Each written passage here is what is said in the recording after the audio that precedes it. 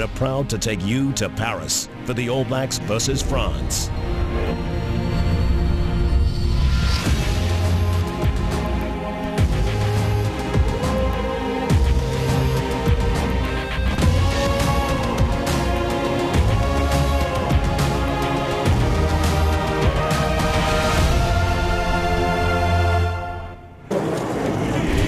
It is one of the great sports arenas of Europe, centre stage for sport in France, and the scene of France's FIFA World Cup triumph in 1998. But it's not a happy home for Les Bleus and French rugby.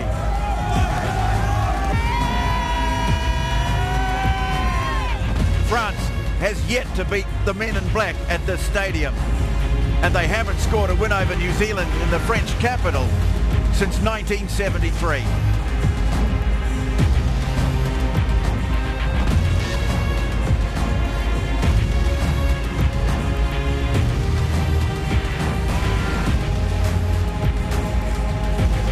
Welcome everyone to the magnificent Stade de France in the northern suburbs of Paris as the All Blacks end of year tour gets down to real business. Kia ora everyone, bienvenue, welcome into our coverage of this test between the All Blacks and France. It's late in the evening here in Paris, heading towards a 9 o'clock kickoff.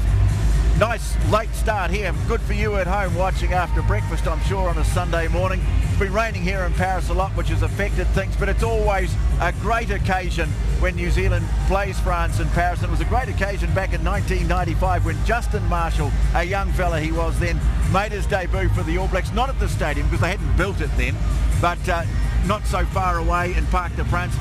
Justin, always a great occasion to be here as a spectator. What's it like as a player? It's intimidating. You know, you are, I think, we're in Paris, the home of French rugby, so I understand the All Blacks were here yesterday for a captain's run because a lot of the players that are playing out there today, they're warming up behind us. Never been here before, never experienced what it's like to play in Paris. Luckily, on my debut, we got away with a win, and I hope we certainly do that again for these players tonight. Well, it's going to be tricky out there for sure, Justin. We've had a lot of rain. I mean, it has cleared up, which is good news, but a lot of moisture on the pitch. Yeah, there is. There's been a lot of rain in Paris all week, hasn't there, TJ? So, you know, the field is quite soft anyway, let alone the fact that it's been raining this afternoon. I've had a bit of a walk and a feel of the pitch there, and it has got a lot of surface water on it, so it's going to just bring the skills in a little bit. We probably might not see the broad game that we're expecting.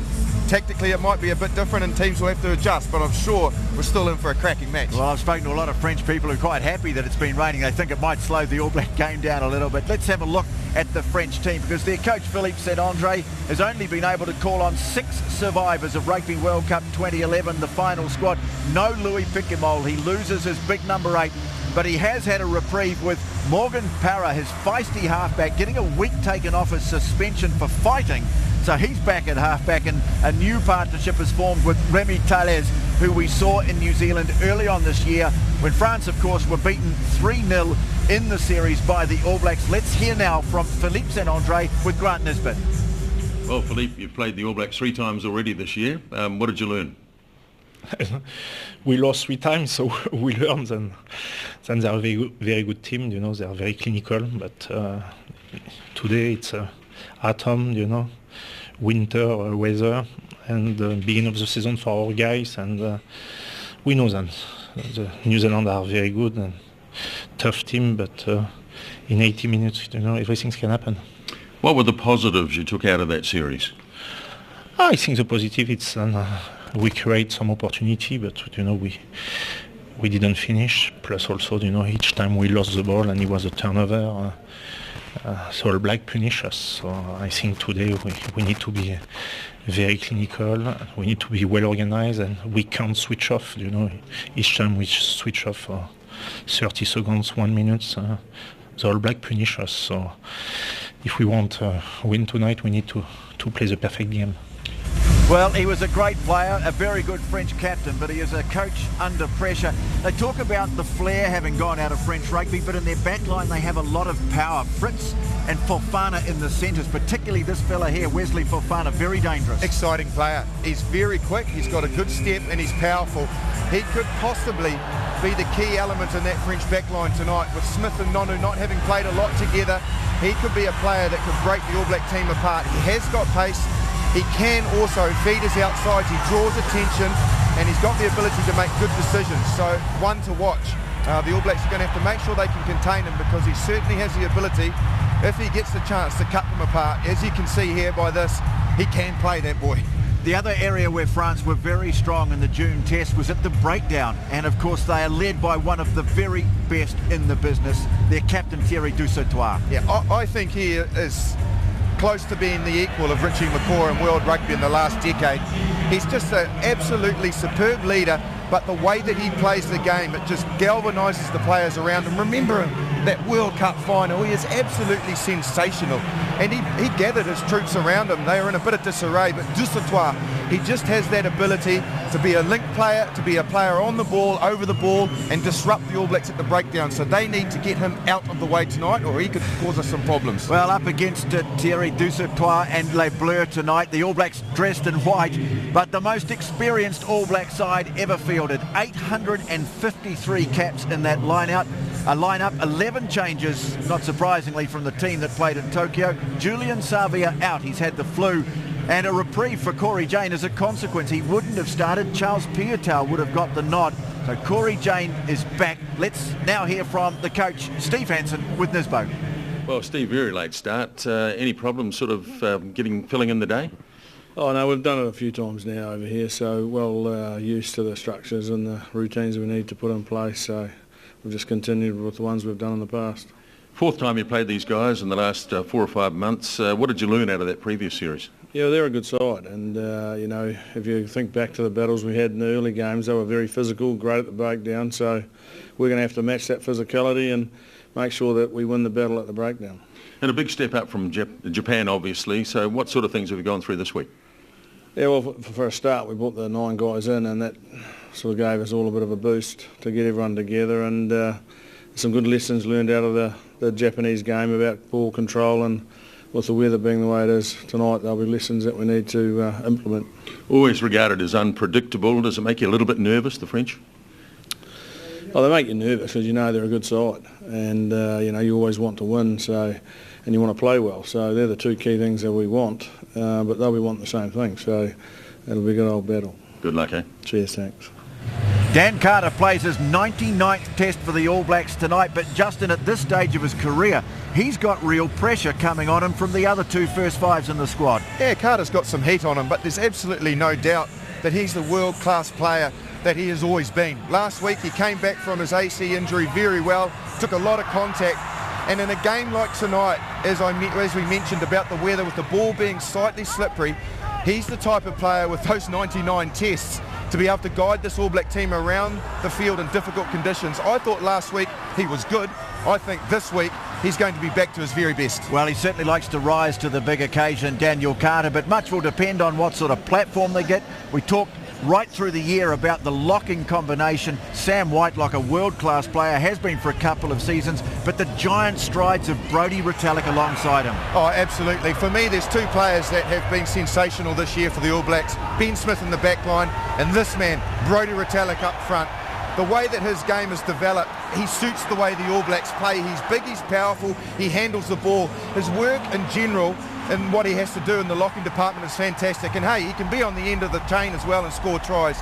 He has been superb. Well, we know the French forwards are going to fire up for this one, so it'll be a tremendous battle, but so much talent in this All Black backline, including a young man who's now making giant strides in this team, Charles Piutau, who after playing off the bench has had 2 starts and he's really made the most of it. And what a year he has had, still shaking his head a little bit when you think about what he was looking forward to at the start of this season. I was just trying to get a starting spot in the Blues team, and throughout the year just be consistent when given the opportunity. So you played most of the season for the Blues at fullback. Now of course you're on the wing. How are you enjoying that? Yeah, I've been loving it. I guess defensively you're more connected into the front line, and you're linked between that front line and the fullback. And of course your coach at the Blues, JK, one of the great All Black wingers, has he given you much advice about how to do it? Yeah, he's worked I guess on a lot of the outside backs in the Blues, and a lot of me with that defensively, so I think that's helped heaps. Tell us about the All Black environment, something that's new to you. How does it differ from any other environment you've been in? you know, you have the best players in the country and to be alongside, and you're learning from, you know, coaching staff that's been there and done it before, and, you know, been at this level for so long. And so even in terms of a leadership group in this team, that's world class. And so learning from players like that, and in an environment where the team is doing well, I guess it helps me as a player just to learn more about my role in the position, and how to, I guess, play my part for the team. Did you feel a little bit overawed coming into a team with guys like Richie McCaw and Dan Carter? It was awesome. I think, you know, for me, I was watching these guys on TV growing up, you know, high school rugby, and, you know, just thinking, you know, it'd be awesome to meet these guys, and now I'm in a position where I'm teammates with them. So it's just, I guess I'm pretty lucky to, you know, play alongside them. And Charles Piutau on debut. Your first run with the All Blacks came off the bench in New Plymouth. The whole time sitting on the bench, I was just hoping, you know, I'd get a chance to run on the field, and yeah, luckily I did, and it was awesome just having family there as well. They drove down to New Plymouth, so it was a great experience. And you've had experience playing against the French, obviously the game in New Plymouth we mentioned, but starting in a really big stadium in Paris, how do you feel about that? Yeah, you know, the nerves are there, but I guess throughout the week it's about preparing and being able to know my role in the team, and then once, you know, kickoff comes, it's just enjoying the moment and enjoying the occasion. Well, there he is, Charles Piutau. How impressive he has been. Not a feature in the Try of the Year competition, though. We've given you 10 finalists, this wonderful new addition to the Steinlager Rugby Awards, the fans' choice of Try of the Year. We've got 10 finalists for you, and if you go to the All Blacks website, allblacks.com, you can have your say, and I can tell you we've got a surprise leader at the moment for the Try of the Year. Well, let's get the final thoughts now of Justin Marshall before he heads back upstairs to join Grant Nisbet. And a lot of people think this is a fait accompli, if you like, if you want to sound French, but Steve Hansen during the week, he's been reminding everyone that, you know, it's not all about playing England next week. They've got to get this one done first. And I guess it's easy to come here and think that the All Blacks are going to win, because on current form they should do. And then we think about the history of the French. Whenever the All Blacks are favourites, the French seem to rise. And I think that today we will win, but I think that we're going to have to work very hard, and we could be surprised. We could even be down at half-time.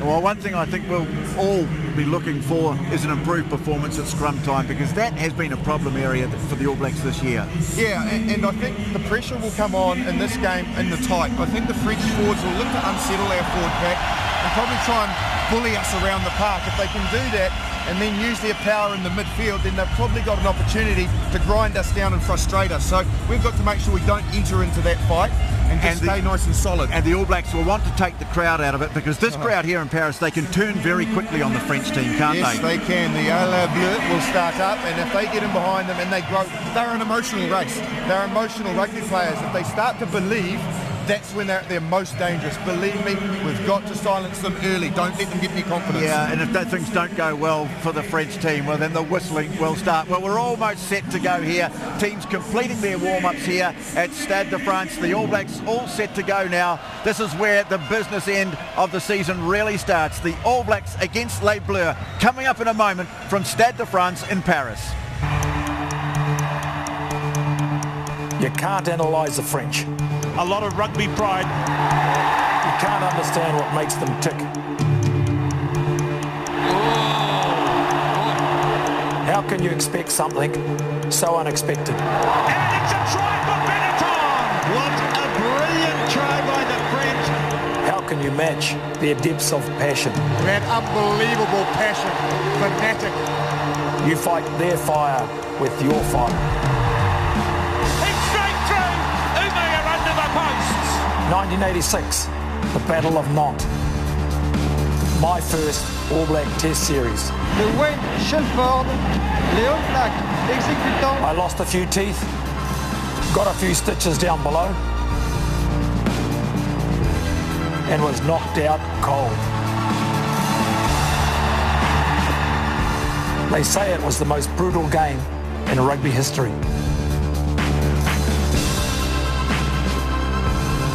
I can't remember it. Eden Park, now known as the Fortress. The All Blacks haven't lost there since 1994. Now they have to charge their arm here. Since this. The tour record hanging in the balance. Into back. The try from the end of the earth. What are the all-time tries? This is New Zealand's most feared European opponent. A series win over New Zealand. This is the madness and the magic. What another brilliant try. The fury and the filth. Big scrap going on. Captain Marshall wasn't too happy. This is why France matters. Going to have Lomu. Oh, nailed him.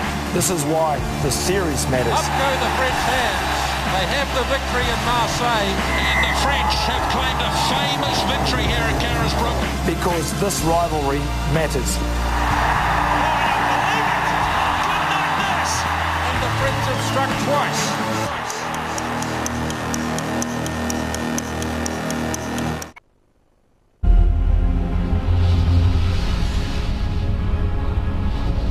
Ford are proud to take you to Paris for the All Blacks versus France.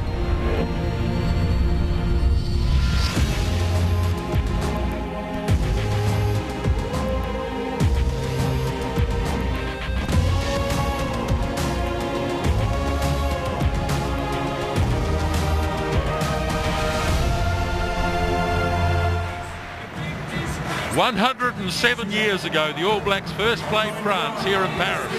Since that time, these two great rugby nations have fought some mighty battles in the international arena. And since 2000, the Dave Gallagher Trophy has been at stake, and it will be again tonight as the two sides meet for the fourth time in 2013 after the three-match June series. The two skippers there tossing the coin, Richie McCaw, Thierry Dusatois, and tonight's referee, Jaco Piper. Well, it's been a rainy old week in the French capital, but the drama and the passion that surrounds a rugby test at the Stade de France will be here for the next couple of hours, that is for sure. I'm joined by Justin Marshall, and really, Justin, it's a fantastic setup for this test match. It certainly is. Bonsoir Nismo. Good morning to everybody in New Zealand. And welcome to everybody else, wherever you're watching. It is well set up. The atmosphere is absolutely electric. The fans, the expected French fans, but there's a lot of All Black fans here as well, have high expectations for what a sensational match coming up. Stadium holds over 80,000, and the man on the touchline is Tony Johnson. It's been a wet week in Paris. The weather has cleared, which is good, but there's been a lot of rain on this pitch, and it's going to be greasy, and there are some concerns about the pitch holding up, particularly at scrum time. We might see some folding up. It's a cool evening as well, but as you say, a wonderful atmosphere here. I think this is the match the French fans have been waiting for since their team was narrowly beaten by the All Blacks in the World Cup final 2 years ago. Okay, let's have a look at the two teams, starting with the All Blacks. And big changes from last week in Tokyo, but they were expected with the experience of the likes of Israel Dagg, Matanonu, Kieran Reid, Liam Messam, Sam Whitelock, Owen Franks, and Tony Woodcock coming back. It's a big night too for Corey Jane, playing his first test in 2013. Both Dan Carter, Richie McCaw backing up from the Japanese game.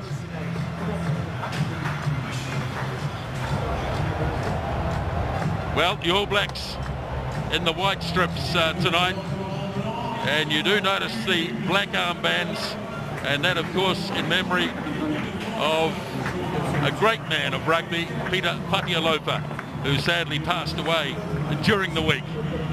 So as a consequence, the All Blacks wearing the black armbands. Okay, let's have a look at the French team, and 10 of these 15 starters tonight were in the run-on side in the third test in New Plymouth back in June, and so there is a good deal of continuity there. Another new, in fact, the ninth combination in the halves in the St Andre era with the experienced Morgan Parra and Remy Tales in just his third test. The midfielder Fofana and Fritz is strong, while there's plenty of mileage in the pack with the likes of Mars, Pape and the skipper Dusatois.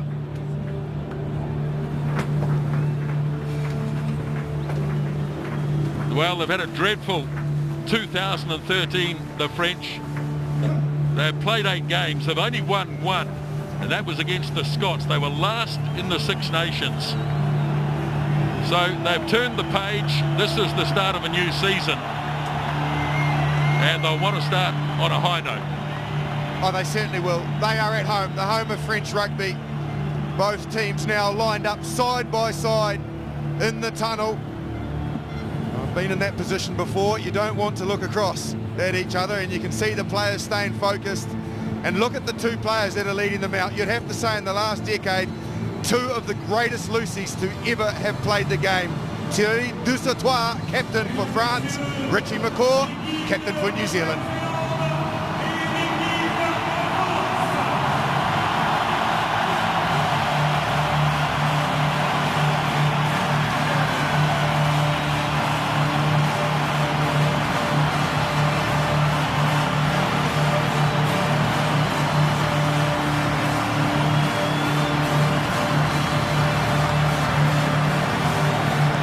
A great moment as these two sides in front of this capacity audience at the Stade de France will line up.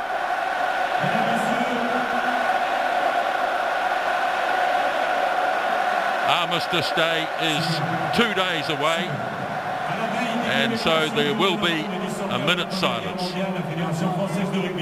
La Fédération néo-zélandaise de rugby et la mission du centenaire ont souhaité que le test match France-Nouvelle-Zélande de ce soir se joue en l'honneur des rugbymen des deux nations qui ont participé à la Grande Guerre et ont laissé leur vie sur le champ de bataille d'Europe et du Pacifique.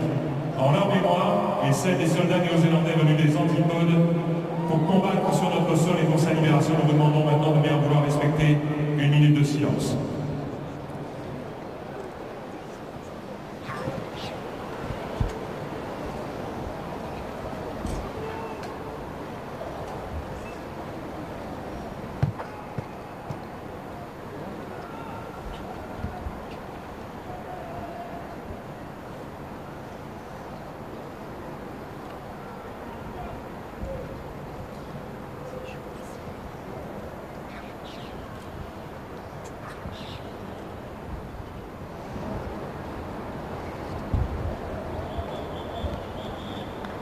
Merci.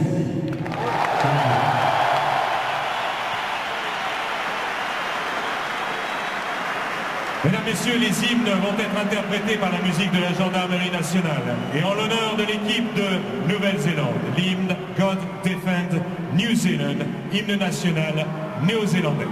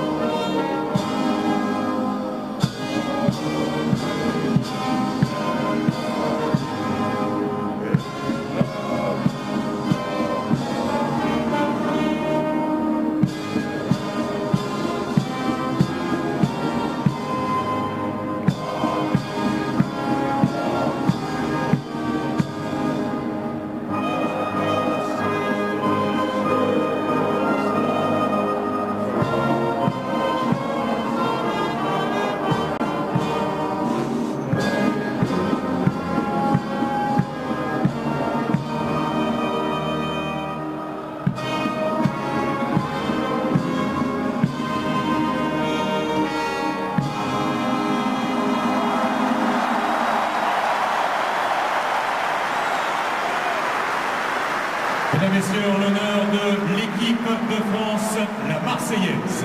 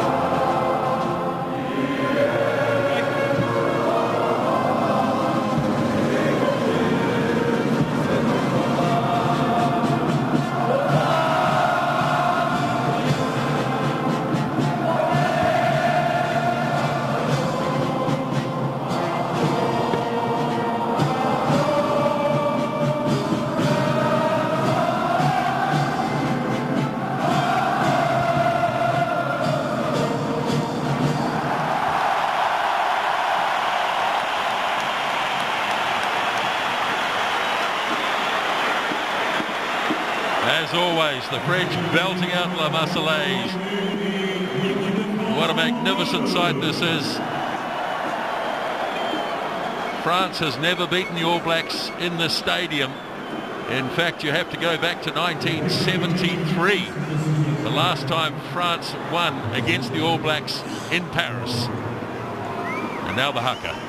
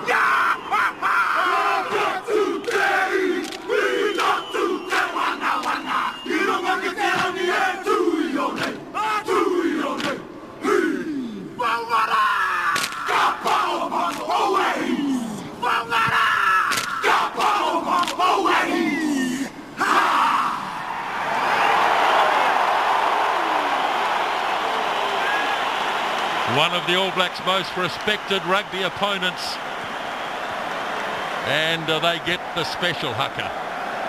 They certainly do. The kapa o Pongo, and what respect shown from this French crowd. They soaked it up, the French soaked it up, the French are ready. The All Blacks on the 22, TJ just gathering themselves, but the French look fired up. It was great theatre, because every time they got through a phase at the haka, there was a response from the crowd, and then they'd quieten down a bit waiting for the next. But here's our referee, Jaco Peyper of South Africa. Yes, last referee the All Blacks in Buenos Aires, Nigel Owens of Wales and Stuart Berry of South Africa, the assistant referees tonight, and Jim Ewell of Scotland is the television match official. Jaco Peyper looks around the field, everybody's ready, and the 55th international between the All Blacks and France is underway here at the Stade de France, and there's almost a mess up right from the kickoff by the French. It was taken in by Mida, the left winger. Now it goes back, and the clearing kick is made, and the All Blacks will get an attacking line out early in the match. Yeah, it's almost a mix-up. They managed to gather it though in the end, the French. Bit of rain here in Paris this week if you've just joined us, and so it's just going to get a little bit of surface water on top of the field, which will make the ball slightly slippery, but nothing for about an hour, so it may dry out and we might get a good running game. Kevin Meilamu, Kieran Reid straight off the top, and the All Blacks can attack right from the word go as Nonu tries to shrug his way through, but Fofana makes the tackle. Now Smith, Ben Smith and Dan Carter. Good defence on Carter by Fofana once again. Here's McCaw, the skipper, as the All Blacks are near the 22-metre line. France try to turn the ball over, and it's going to be slow to come back, if at all, and it isn't. So the first scrum of the match. It was ripped by Blue. I didn't see a knock.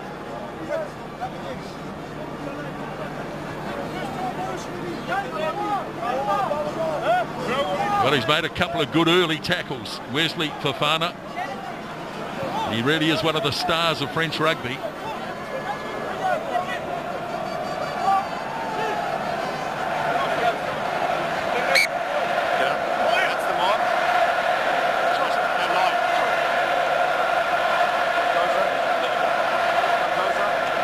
Owen Franks back on the tight head side for the All Blacks. Up against Forestier. Yannick Forestier on this loose head side for the French. Big part of the game tonight. Yes, he's an inexperienced loose head prop, just in his 6th international. So let's see how he goes. Good solid early scrum. And off it goes to Carter, slips it to Nonu, looking for support. Right out in front of the goalpost. The All Blacks get it again. Carter looks for the cutout pass. Dag! Corey Jane! Now, did he get it down? I don't think he knows. It might have to go upstairs. There's a few high fives here. Well, Corey Jane, out of the All Blacks all season, might just have got it. Let's have a look.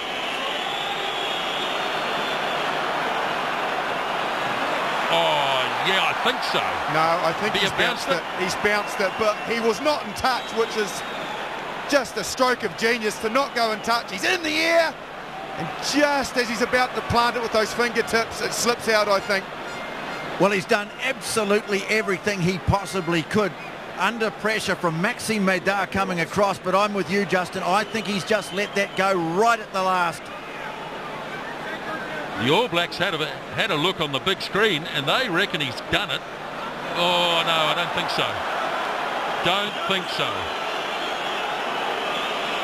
Yanko, I have a decision. The ball was lost forward. Scrum 5, blue ball. Thank you.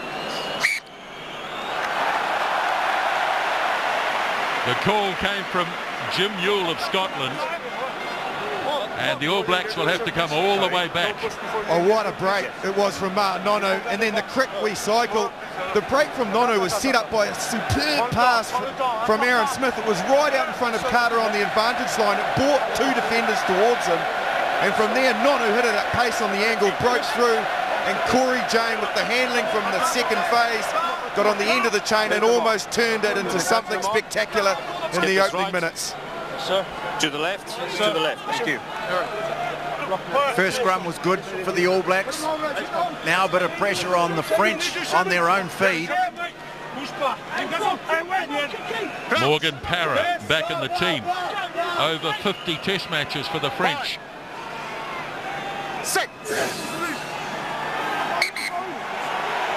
So now we get a look on this French loose head side. And just see how Forestier gets on against Owen Franks.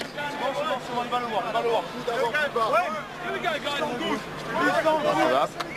Shoulders up, elbow up. Okay.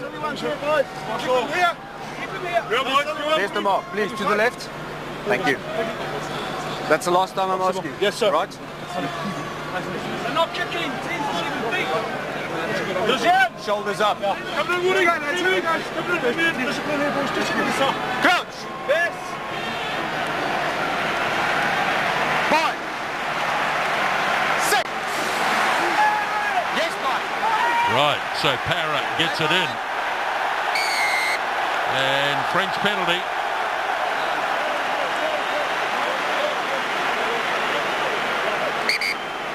And a discussion in the front row. Not sure whether Tony Woodcock speaks French or not.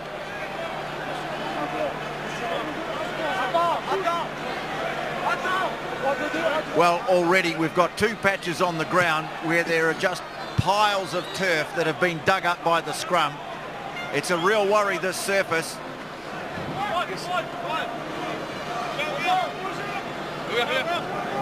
Well, the All Blacks lifting up there on the tight head side. Penalty to France.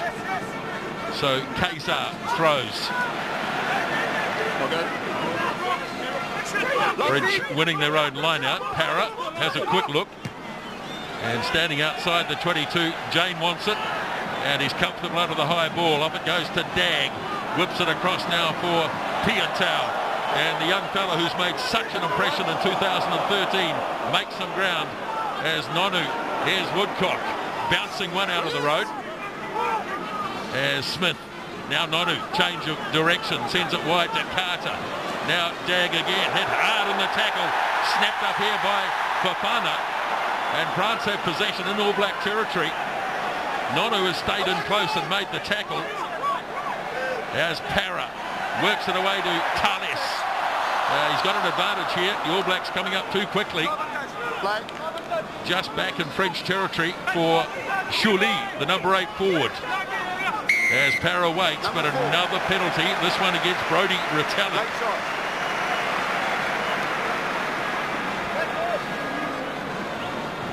After 9's pass, clearly passed the ball, number 4's played him, push him to the ground. So, Brodie Retallick was the man penalised. They were very lucky there, the All Blacks. The break after the spilt ball from Israel Dagg. This is the spilt ball here. Watch Uge, number 14, he was gone. But they just couldn't find him on the outside. There's the tackle, there's the spilt ball.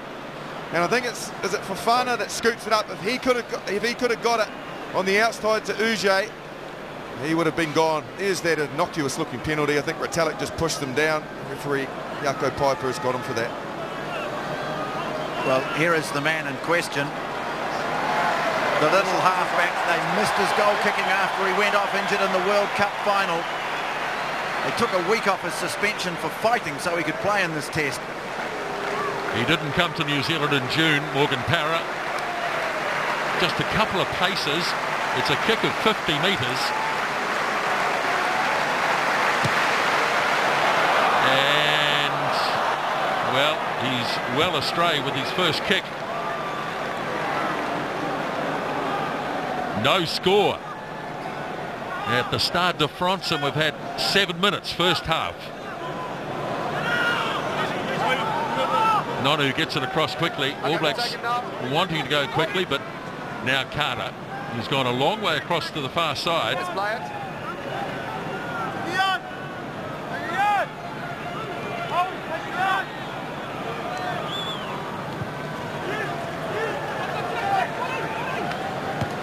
Reid getting in there quickly. Couldn't grab it though. Instead it's been snapped up by Laurie. Now Para. Away for Thales. French playing with plenty of spirit in the early stages. Now a change of direction as Thales takes it to the setup. Looking to take the All Blacks up through the middle. Another penalty coming. So there might be a drop kick attempt here. No doubt. And away it goes from Florian Fritz, who landed a drop kick in New Plymouth the last time these two teams met. And the All Blacks have conceded their third penalty in quick succession. Yeah, this one's gone against Richie McCaw. He was the tackle assist, but he did not release before he tried to rip it away. And this is a lot easier for Para, this kick. Yeah, clearly there, McCaw not releasing. Once the French heard the advantage, there's Para passing it back. About 4 of them dropped back there, wanting the drop kick. I guess they knew it was right out in front, which would be a slightly easier kick than the 50-metre one Para had before. You'd think he would get this one, and the French will be the first to strike. They had some discipline problems though, didn't they, TJ? In Japan, the All Blacks conceded the most penalties there as well, and that's not a good start so far discipline-wise. Here.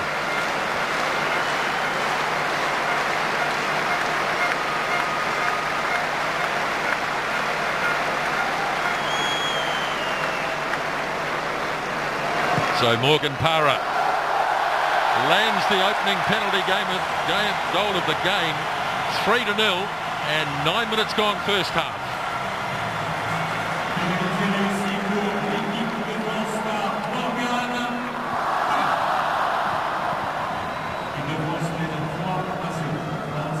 French crowd well into this as Carter makes the kickoff, and a good strong tackle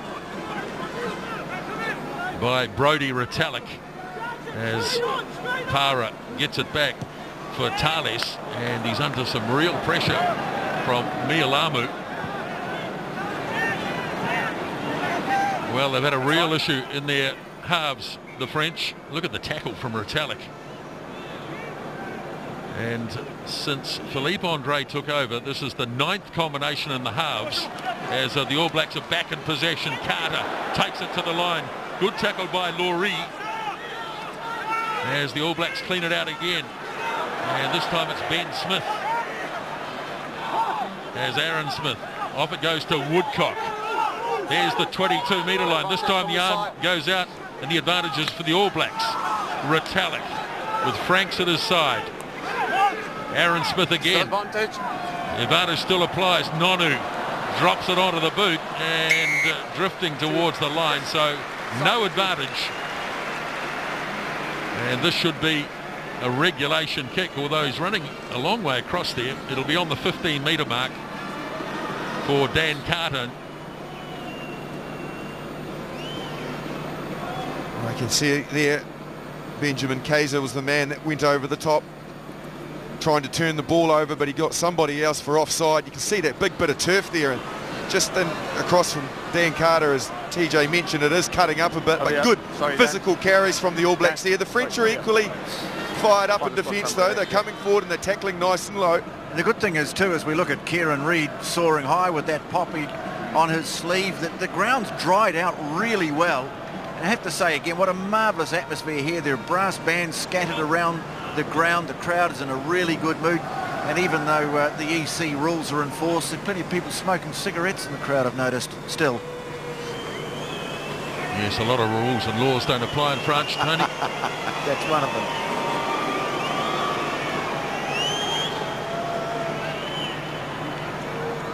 '99th test tonight for Dan Carter.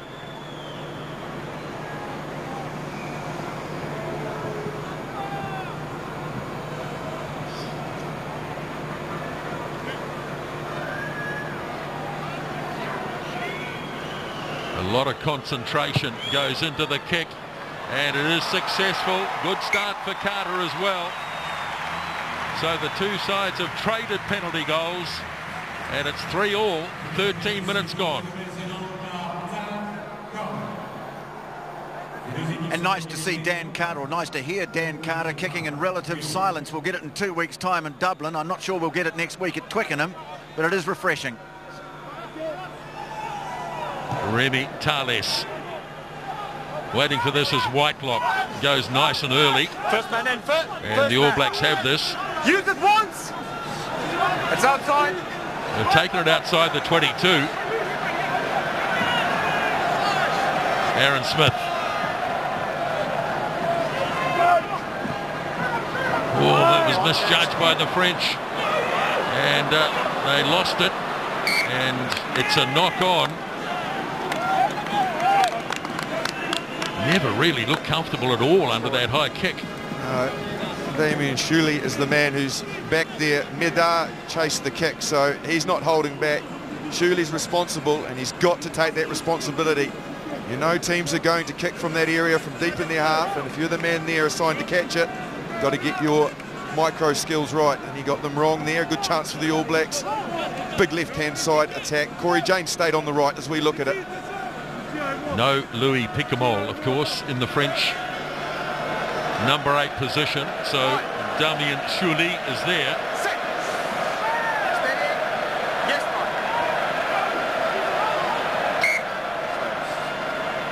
It's cutting up. Well, some big discussions during the week at a referees conference in London regarding the scrums. And there seemed to be universal approval that it's better, but they would like very much taking too long to settle down to stability. For the referee to stay out of it in terms of when the ball goes in. Would have been an interesting discussion. Oh, to be a fly on the wall in that room, Lisbo. Steve Hansen was there. Was he? Shoulders higher. Shoulders higher. Great start from Nonu. I expected the All Blacks go to the left, the open side to Carter. That they look to use Nonu. He's been powerful so far. Yes, no. So Aaron Smith. It'll be there for Smith. Off it goes to Carter. Here's Nonu, who's made a strong start. Doubling Carter. Carter has plenty of space. Now Dag, again upended, and again it's Fafana, who makes a very solid tackle, and a timely one too, as the All Blacks bring it up through Reid, then Whitelock, and lay it back outside the 22. Here's Nonu again. Fires it off to Mialamu in centre field. Now a good running chance once more inside the 22. And ball popped up. In fact, it's been lost. Oh, Dusatois. Well, he's world-class, Dusatois. Now here's Laurie. And the French have got outside the 22 and got themselves out of trouble. Back it goes to Thales. And the big tall number 10 has sprayed this right down the middle of the park. And not a particularly good kick at all. And the All Blacks have got a chance to open it up once again. It was Dag, then Jane. Now Aaron Smith. There is Retallick at first receiver. Ben Smith takes it to the setup, and Aaron Smith. Low pass to Carter, across to Nonu. Once again cutting players out. Spinning wide here for Jane. The little kick and chase from Corey Jane. And Para getting back. Nowhere to go here. They're going to trap him. And that'll be a 5-metre scrum. It was just a white line that came up. He had nowhere to go. Great into that face from Corey Jane.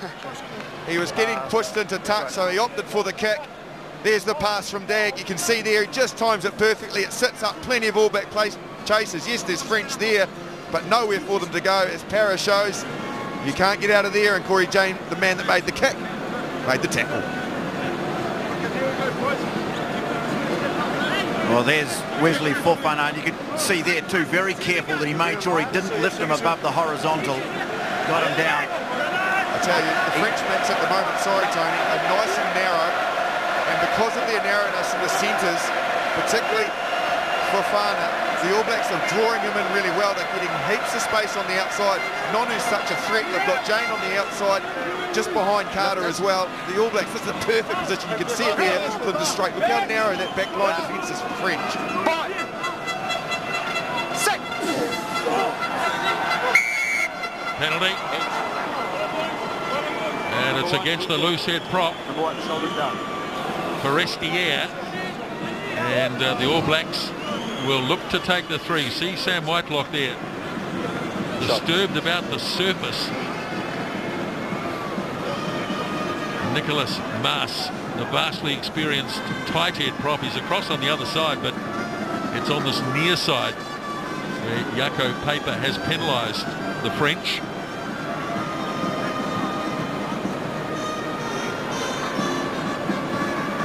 Well, we heard earlier this week this rather bizarre story about Murrayfield, which has been infested with worms. By the end of this game, I think we're going to see a Stade de France surface that looks like it's been hit by an army of moles.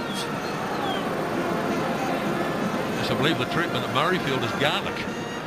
Is that right, Tony? Well, you find plenty of that here, but no garlic's going to fix this problem.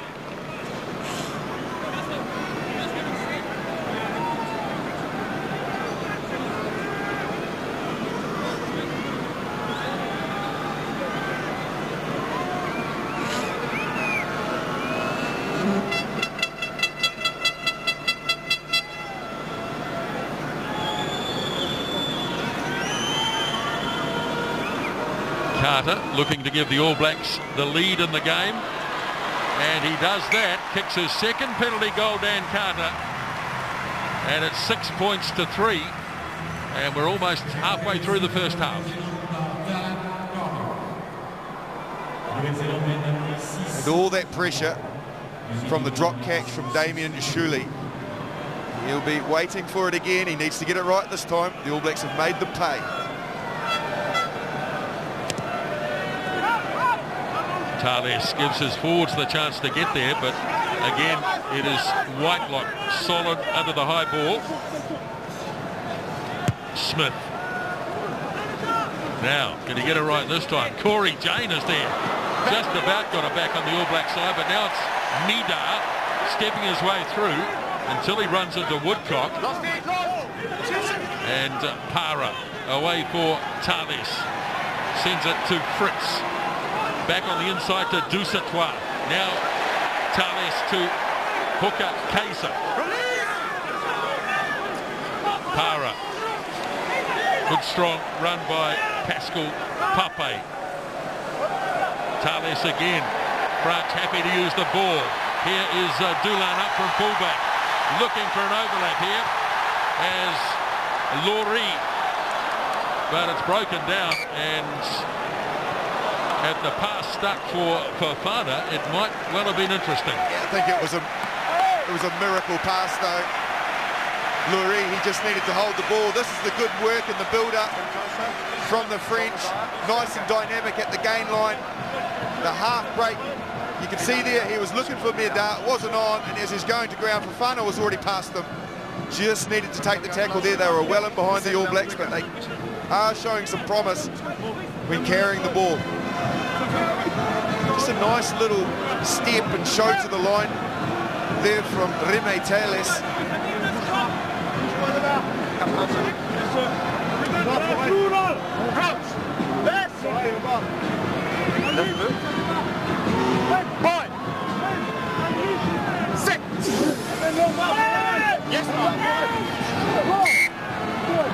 Once again, you see the surface. It really is a mess. And free kick here to France. Yep. They're choosing a scrum. Just going to move the scrum away from that area. Well, this is just going to continue to be a problem all night. Yeah. Here we go. What it might do it from time to time is create a bigger blind, because they're going to have to keep moving scrums off the mark. Medard's made his way back to the blind side, so now you can see there, hold Corey Jane. Look how deep that French back line is.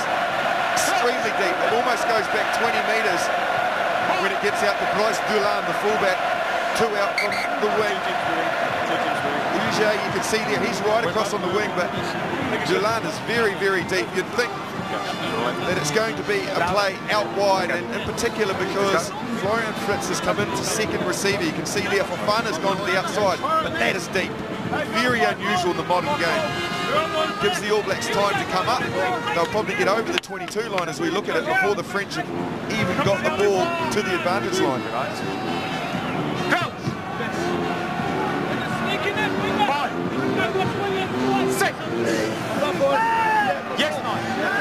Okay, in it goes.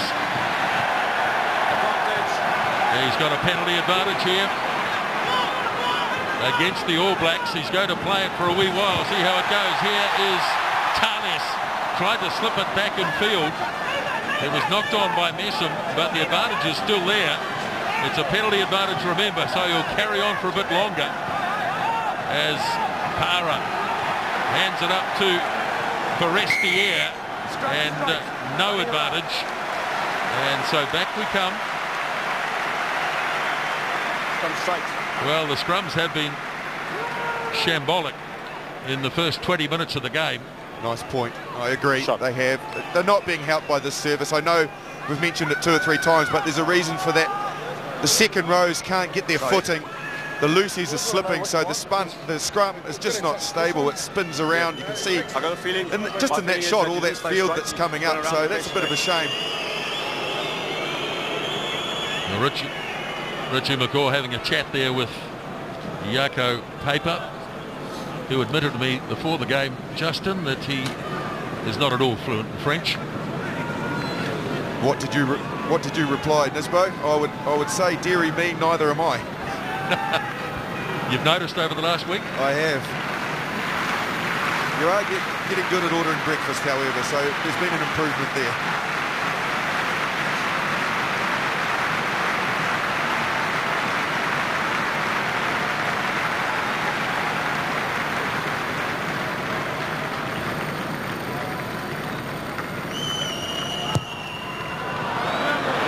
Harris' kick is good.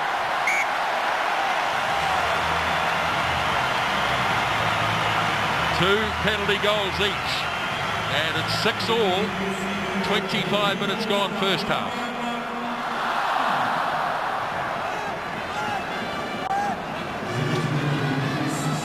The All Blacks have been the team that have looked likely to score a try, but so far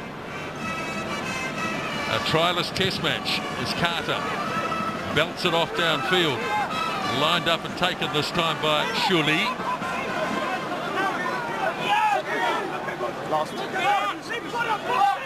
Now Para, who is a left-footed kicker, gets it away and taken by Kieran Reid.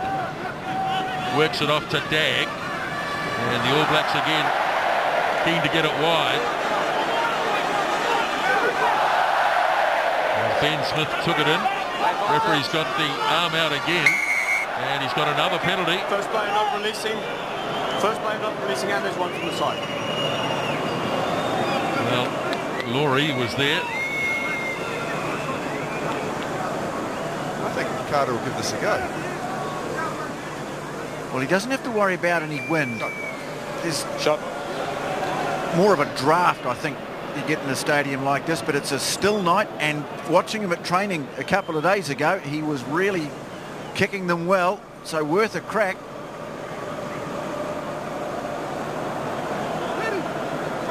Solid contact there made by Remy Thales on Ben Smith. Yes, he's a big man, Thales. He's not a youngster either. He's only in his third test, but he's 29 years of age. Well, it's a problem they've got in French rugby that, like props, the whole domestic competition is dominated by foreign-born fly halves, and so Thales is a late arrival in the French team. It's a bit symptomatic of the problem that they have with so many foreigners in the domestic game.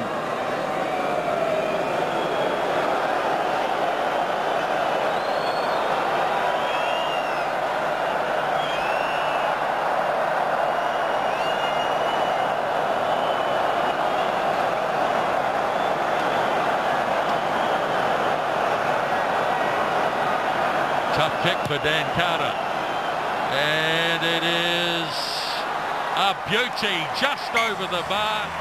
Carter kicks his third, and it's 9 points to 6. Oh, what a wonderful kick.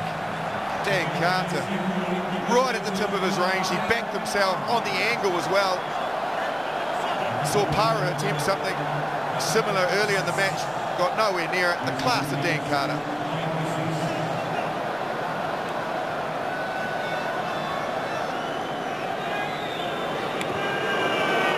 Right, the kickoff.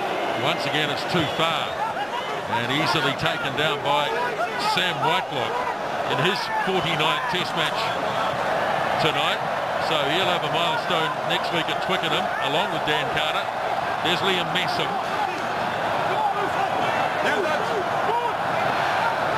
Now here's Whitelock once more. The All Blacks looking for a chance to clear it. They can't. It's been charged. Para gets it. Now here's a real opportunity as Thales gets it away to hooker Kesa. Here is Fafana. Uche out on the right wing side, slipped through a couple of tackles. They're dangerous in this area of the French. Oh, he's been turned, Marcy. He's going to struggle to get it. Now he's got it back, Para. Once again, Kesa. Good driving defence there, led by Kieran Reid. Now here is firstly Forestier, and he popped it up, Para. Thales takes the line on, tries to flick it back in field. Para tidies up, and this time it's fullback Dulin. All Blacks have them outside the 22, but they'll keep coming, the French. Lovely work here by Mida. He slipped on the inside. Now quick hands. Dusatois. Picked up by Maestri. Slow ball though. Now here's Dusatois once more. Lays it nicely for Para. Now Thales, not afraid to have a crack at the line. All Blacks keen to get their hands on it. They're not going to though. In fact, another penalty as Kesa clears it off. Taken in by Pape. Goal line's only 5 metres away here. Para once more. Got his pass off. Here goes Thales. Held up by Nonu. Pressure continues. Now he goes wide. Bouncing away Dulin.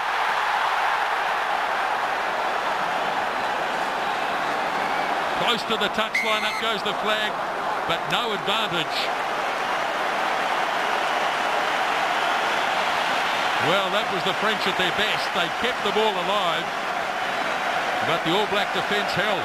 Could not agree with you more. That was the French at their ultimate best. The rugby was scintillating, but this All Black machine on defence, when they get desperate, somebody flicks a switch within them and they get aggressive. They come forward, they throw their bodies into everything. The All Blacks defence is incredible. They conceded just one try to the French in the 3-match June series.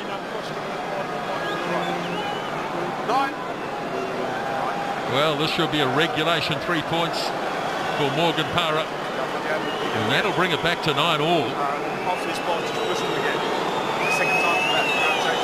Well, you might just pick up the referee having a word with Aaron Smith. Another push off the ball on Morgan Parra. I think the All Blacks might be trying to get under his skin a little bit, and the crowd now starting to vent their displeasure. Tell you what is challenging the All Blacks, which is forcing them into this desperate defence, and they are holding, they have not yielded yet, is the work of Remy Taylor.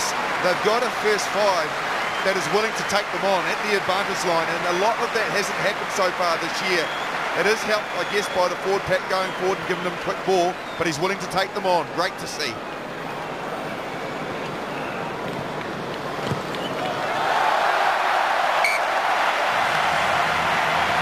Third penalty goal for Morgan Parra. Here's the charge down, and it was halfback on halfback, and the All Blacks were trapped inside their own 22 for a long period of time.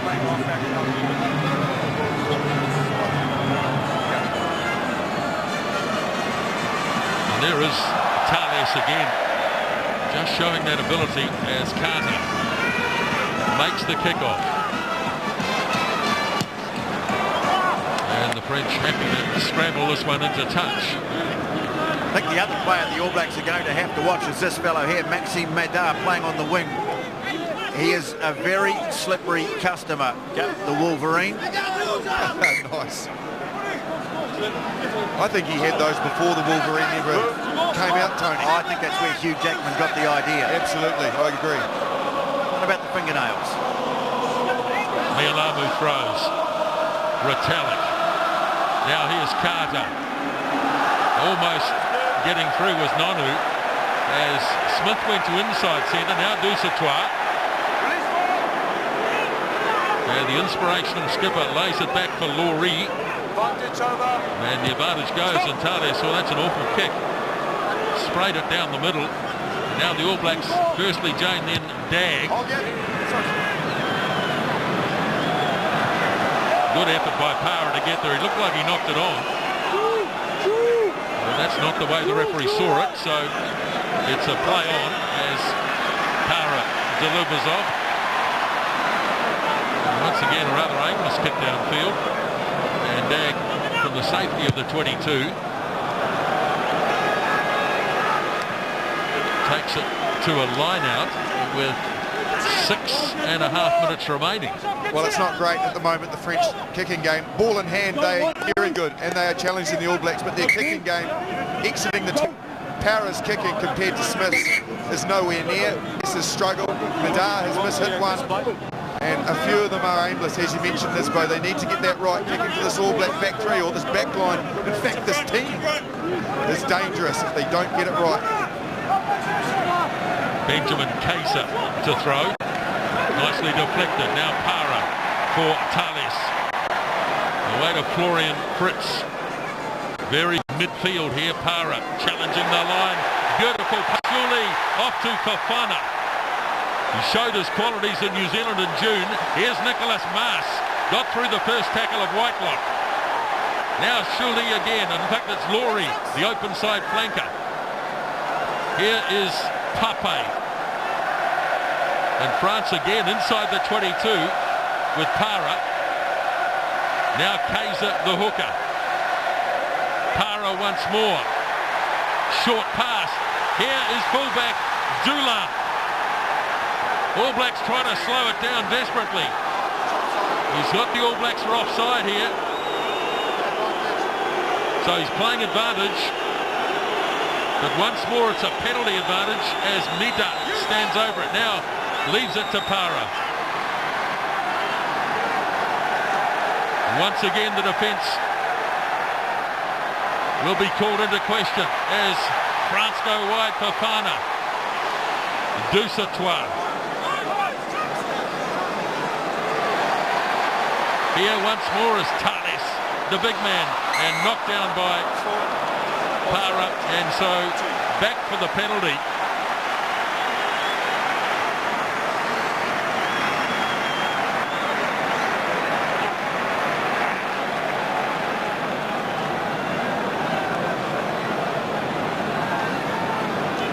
The attack is excellent from the French. That was fine from Mialamu. Para was falling as he went into it.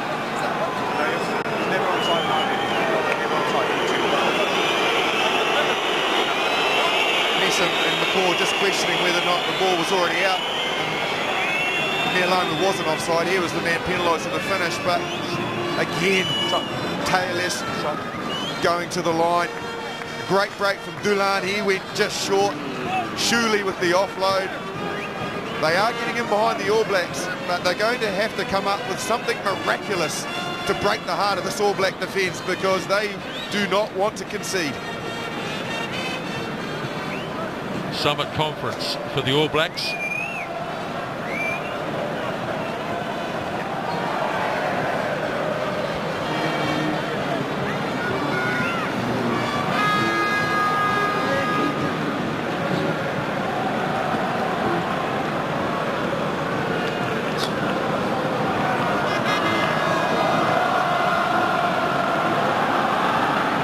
You'd think this, Bo, if this goes over, they're already starting to sing here. You can feel that they are behind this team well and truly. If the French can just get themselves ahead, that they really will start to believe. Big, big kick from Morgan Para. Well, it's all about momentum for the French. And once they get going, very hard to stop. Don't we know it? Here is Para's kick. And he's missed it. So you would have to say we got him. With a classic commentator's curse. We'll give each other a high five. No, not with your gloves, Justin.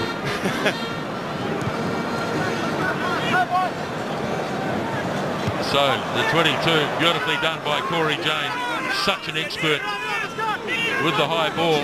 Now Kevin Mialamu, the veteran hooker. Test number 109 tonight. Carter hasn't kicked a great deal, and he probably won't want a repeat of that kick very much either. As France coming right back inside the 22. Beautifully done by Dag. And now the All Blacks with the kick through by Charles Piutau, who's hardly been in the game so far. And lovely work again by Corey Jane, already starting to show those silky skills that we've missed all season. Now the kick down to Nida, stays inside the 22 and gives it a big thump. And this time Jane has it, and the line out is way, way back. A couple of lovely touches there by Jane. Out of the game for a long time. You wouldn't notice, would you? Class player, Corey Jane. Kevin Mialamu throws. Oh, the All Blacks have missed that one. So France have the ball, and we're about 90 seconds out from half time.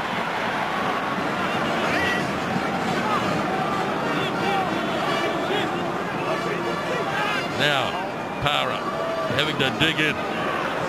Very slow ball. Got it away to Pape.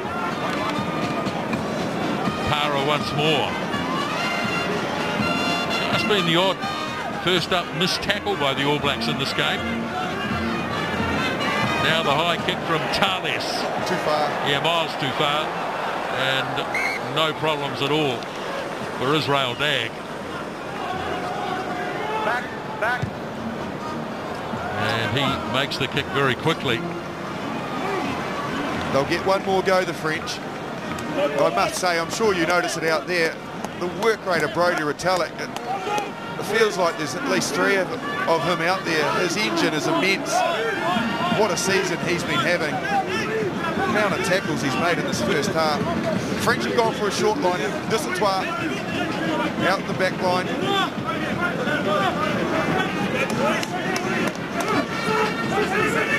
So Benjamin Kaiser throws, and they've gone short, and they've worked a move. In the end, it was Kaiser who got the ball back. The All Blacks able to nullify that pretty well. Now, last opportunity as Pape is taken down by Franks. Using the inside pass nicely for Nida off Taves's pass. Now Para. Kaiser. As we tick past the 40-minute mark. Surely this is too far for a drop kick, so it's just a rather meek and mild kick for touch.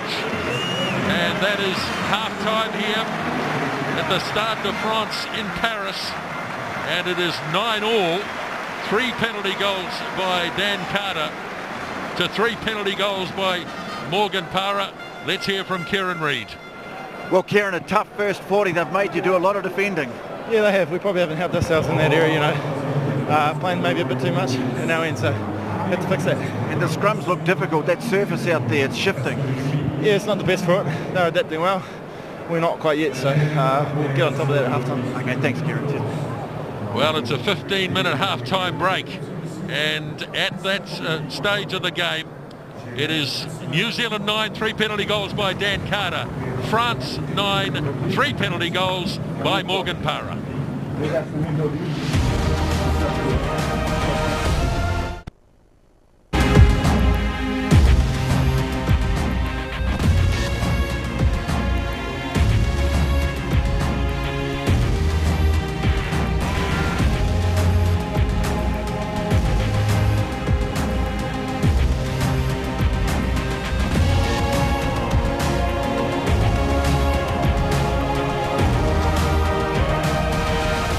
Half-time break at the Stade de France. No tries in that first spell. 3 penalty goals apiece. Dan Carter for the All Blacks and Morgan Para for France. But it really was the All Blacks who looked the most likely to score a try, and it came early in the game. And it was a lovely attack down the right wing side. Oh, it certainly was. A beautiful set-piece move. Nonu went through.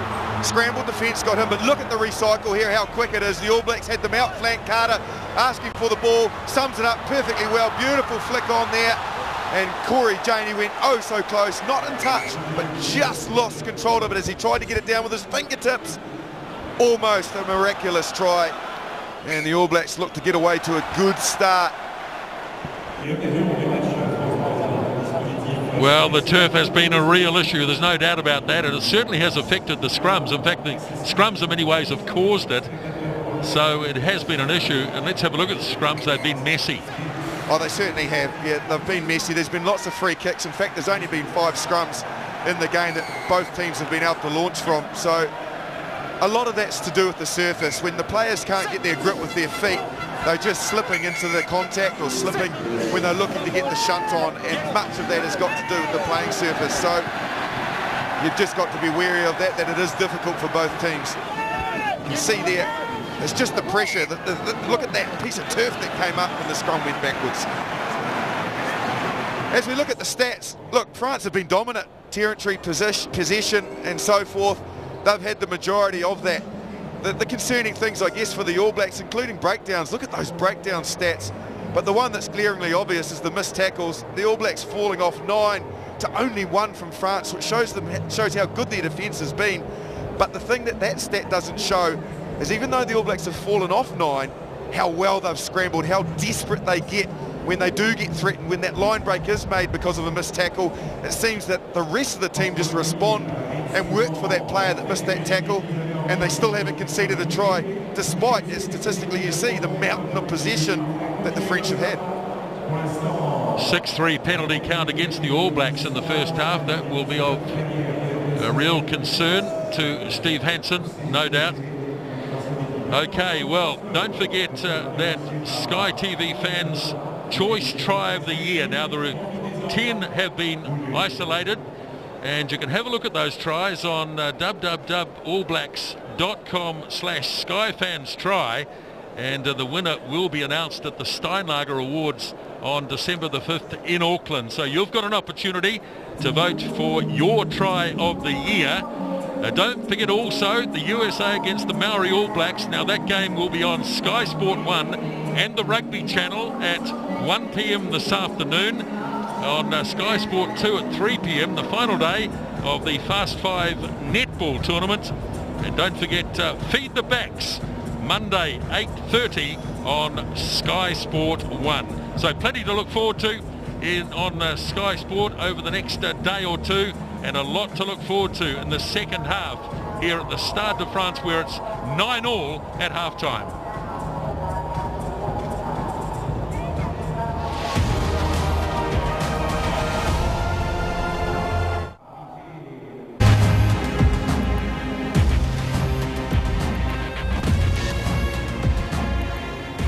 On April the 8th, 1917, a rugby match was played at the Parc des Princes Stadium in Paris between the French and New Zealand military teams, and it gave the French the opportunity to photograph and to film New Zealanders for the first time. The team was drawn from New Zealand troops, who with about 103,000 fellow countrymen and foreign service, part of the New Zealand and Australia Army Corps from 1914.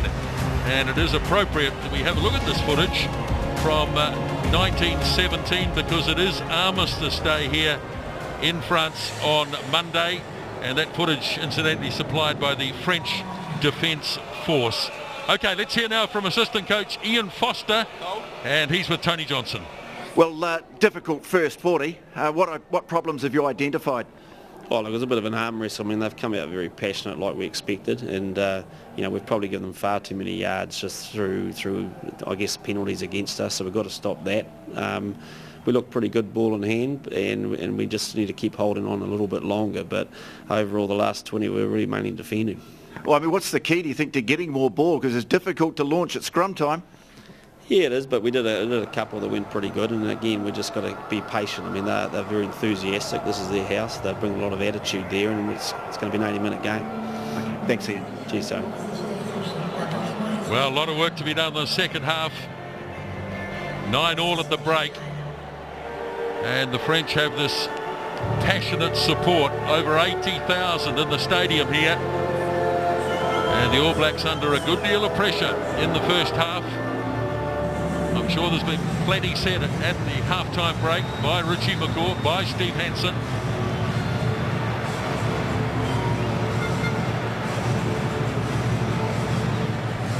And looking round, there don't appear to be any changes to either team.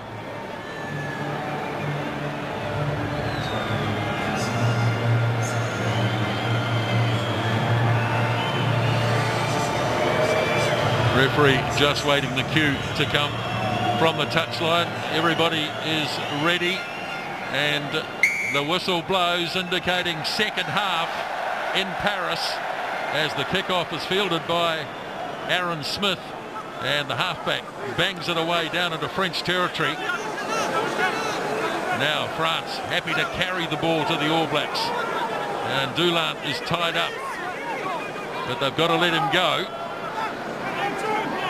And France have possession, very slow. Thales kicks, keeps it really low, and Israel Dag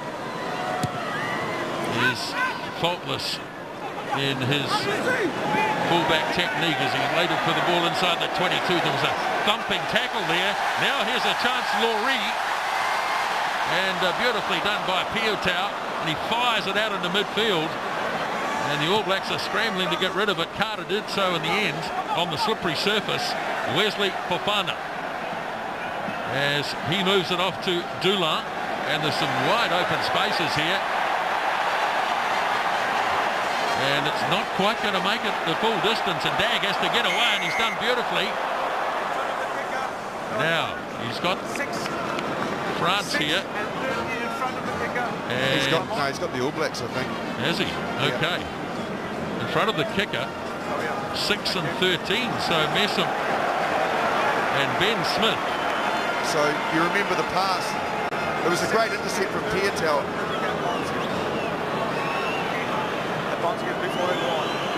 So what happened was Piatel, he threw it a long way back to Dan Carter, who then checked and brought it back and kicked.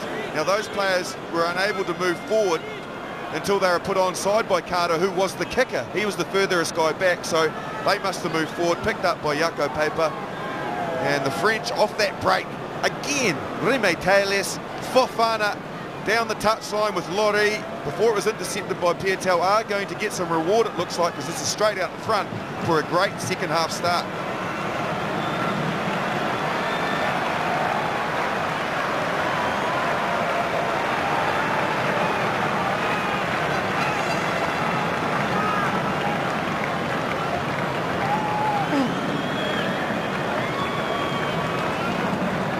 Missed the golden opportunity just before half-time, Morgan Parra, but this time is on target. France lead 12 points to 9. Well, there was a beautiful offload in the lead up to that, and that's just a sign of confidence. And the French, you can feel it growing in them, starting to believe now as they get into the second half. See if they've sorted out their exit plays at half-time. It was a big problem in the first half. Carter's kick. Chasing it down was Jane. But it's there for the French.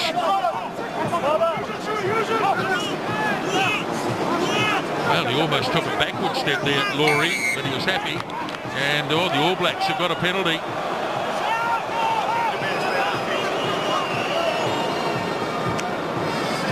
Not sorted. Yeah, penalised for being too tame there, too passive. They were trying to set up a ruck inside their 22 so they could kick the touch on the full. But as you probably just heard there from the referee, players just flopped over the ball. They were just too passive. Well, the initial problem was the fact that Morgan Parra was the receiver of the kick. The chase from Corey Jane was excellent. You can see there the players just blocking, trying to shield the ball, very defeatist in their movements forward. As I mentioned, because Parra took it forward, they had no halfback, A, to pass it to somebody to kick, or B, to take responsibility to kick it for themselves. So they've still not got it right.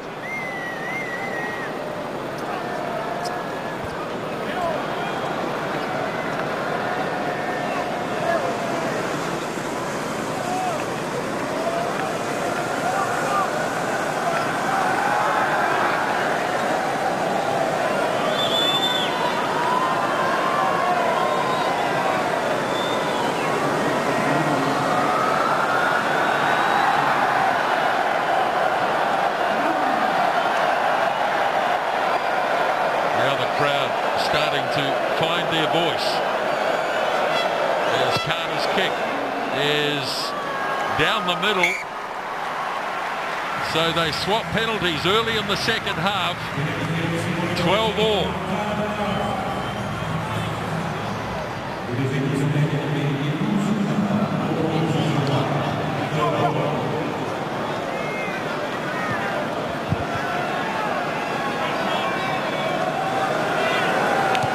Tales. Taken down by Whitelock under no pressure at all. Aaron Smith. Not a great deal of length on the kick. Tip back on the All Black side into the arms of Kevin Mialamu. Now Smith gets a little more depth into that one. Ball moved across to Dulin. Again it's kick and chase. And once more the kick is too far. Easily fielded by Dag. And the All Blacks looking to probe out wide. Ben Smith. Nice little kick, and Piatel is leading the charge, and the ball is loose. Piatel! Charles Piatel try! What a try! Out of nothing, the All Blacks, they got kicked to them. Dag, the ball was falling short of him, had to almost take it on his knees. He threw the pass on his knees. Look at that from Dag, then the width. From there, superb by Ben Smith. There was no fullback at home. You remember Dulin was the kicker. He was chasing the kick. So because of that, it was all up to Piutau, just getting the nudge ahead, back on the inside, off the toe. Too much gas for everyone. What a strike from the All Blacks. Well, since coming into the starting lineup, this young man cannot do a thing wrong. You have to go back to the kick chase by France, though. It was like almost like bees around a honeypot. They focused towards the ball, left far too much space for the All Blacks out on the left, and that was where that kick was able to take such toll. Really important to get the first try in this very tight game. What a moment for Charles Piutau, a humble, modest young man, but what a thrill. And what speed. The minute that kick went in behind the French defence, he was always going to be the quickest. He got to the ball first, towed it ahead, and then he still had work to do to show the speed to beat the two defenders. It's a speed born of determination, isn't it? Yep.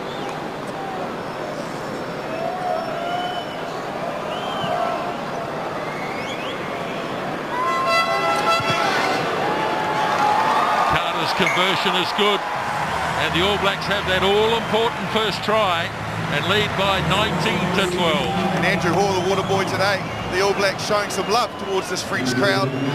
There's an athletics track just around the stadium, and it just makes it too far. Even a strong fella like Dan Carter can't throw his kicking tee that far into the crowd, so the assistant hydrologist has to help out.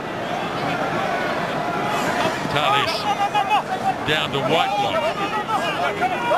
So that's a big break for the All Blacks early in the second half with 8 minutes gone. As McCaw holds it in the back. About to release now for Aaron Smith. Carter. This one coming down around about halfway and is claimed by Shuli or loose. McCaw. Now the All Blacks have an opportunity. Aaron Smith works it away to Reid. Now Nonu. It's given them some real confidence, that try. I'm sure it has. Here's Dag. Right near the 22, Israel Dag. Holds it up for Reid as Nonu swings it wide again for Retallick. Short pass to Woodcock. Retallick gets it back. This is the continuity they're looking for as Nonu drops a little kick, and not so good though. And it's snapped up by Fofana. Doolan runs into solid defence just out from the 22. Oh, he got his hands on it, so Nialamu has a look around and says, I'll do that. Now the All Blacks have a chance. Nonu gets it off to Reid. A mistake by the French as Piutau takes it in. Franks gets there quickly. Aaron Smith found the inside to Whitelock as the All Blacks build the pressure. Aaron Smith again, Retallick, short pass. Aaron Smith again, testing again. Here's the little kick through. Piutau just went into touch. The weighted kick from Nonu. He's going to check upstairs, but there are no celebrations.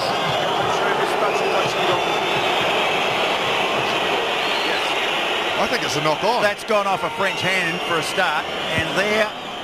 No, he's probably knock on. Well, if he's touched it while he's in touch, what does that mean?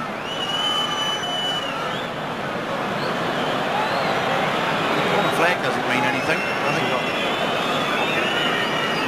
it's a knock on, isn't it? Nigel Owen standing there with that remarkable refereeing performance in Johannesburg. Let's have another look. Yeah, it's knocked that on. Knocked it on, yep. So that'll be a 5-metre scrum, which won't impress the French. Yanko, I have a decision. Jim? It was in touch. Was it lost forward? Sorry, you're breaking up. The ball was in touch. The ball hit the line. It's line out blue. Line out blue. Oh, well. I'm not sure I can agree with that. No, Jaco Piper actually was watching the big screen and he was sure that he was going to come back and say it was a knock on. He actually had to get it repeated. Well, okay. Oh, well. Anyway, this is better, I guess, for the French. They'll be happy with the line out rather than the scrum. I think everyone will be happy it's not a scrum at the moment.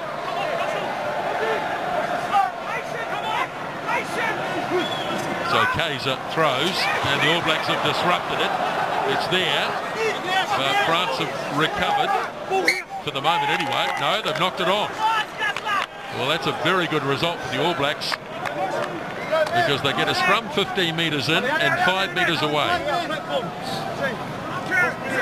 Retallick's having another tremendous game.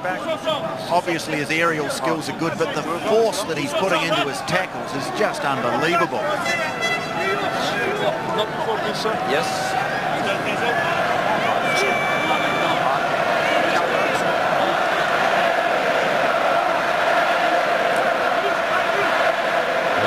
Brodie Retallick played his first test match last year, now in his 22nd. What a chance now for the All Blacks. Good blindside, but they're more likely to go to the open. So Aaron Smith drops it in. Flicked away by Reid. Now here's Nonu having to use his power to stand in the tackle. And, well, that's a late call. The system is breaking down, sorry, I couldn't hear that. Just drop the knees, that's the reason the scrum collapsed. Okay. Penalty. Thank you. White to laps. 1 minute, 1 minute. So there was a breakdown. There was a breakdown in the radio, I couldn't hear that. White to laps, that's the reason the scrum went down. Thank you. Very interesting call on an attacking scrum.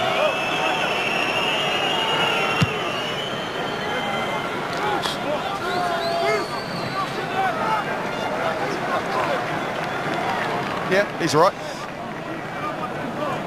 Tony Woodcock's knee did drop to the ground, which caused the scrum to collapse. It's just so difficult, though, for the players from both teams to get any sort of purchase.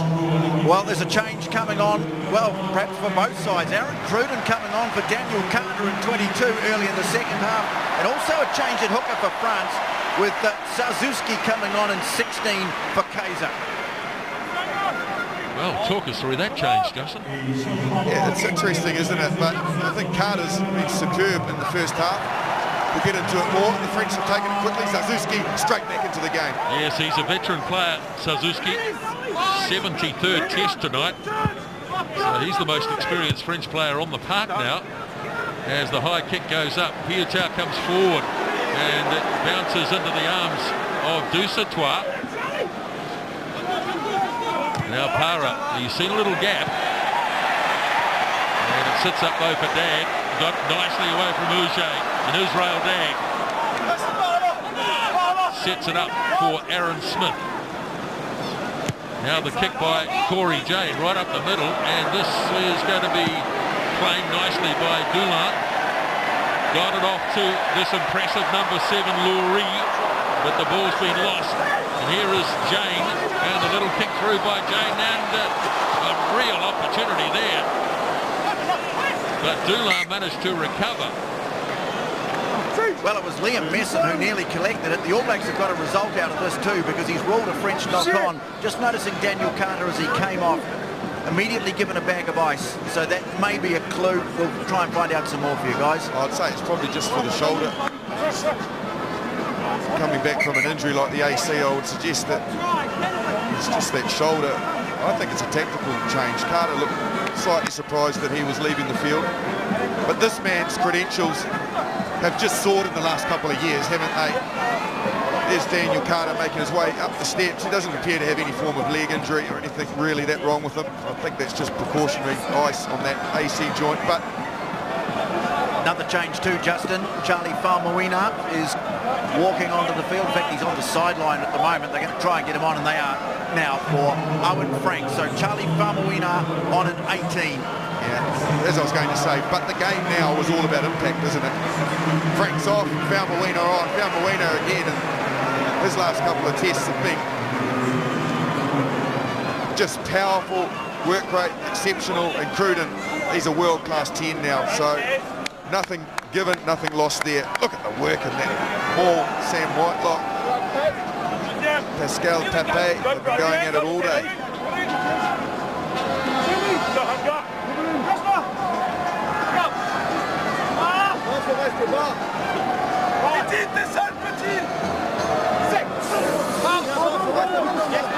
Attacking scrum for the All Blacks.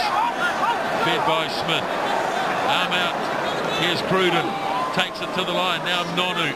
It's a penalty advantage for the All Blacks as Reid makes a couple of metres. Now Mialamu. Assistance here from Retallick, and away goes Smith, finding Nonu once more as the All Blacks build inside the 22. Retallick. Another huge game from Brodie Retallick. Here's Nonu off to McCaw. And he's gone back for the penalty. So an early test coming up here for Aaron Cruden. Heavily bandaged around the right knee. Yeah, I think it's a bit of a signature for him. I don't think he's that troubled by it. He tends just to strap it up.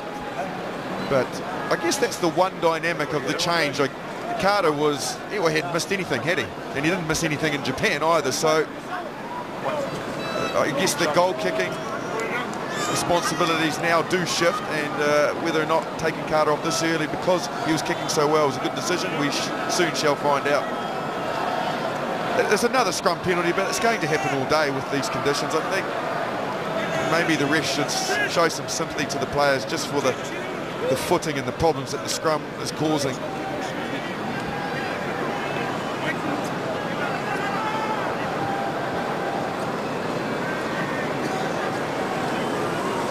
Well, he's an experienced test player these days, Aaron Cruden. 27th international tonight.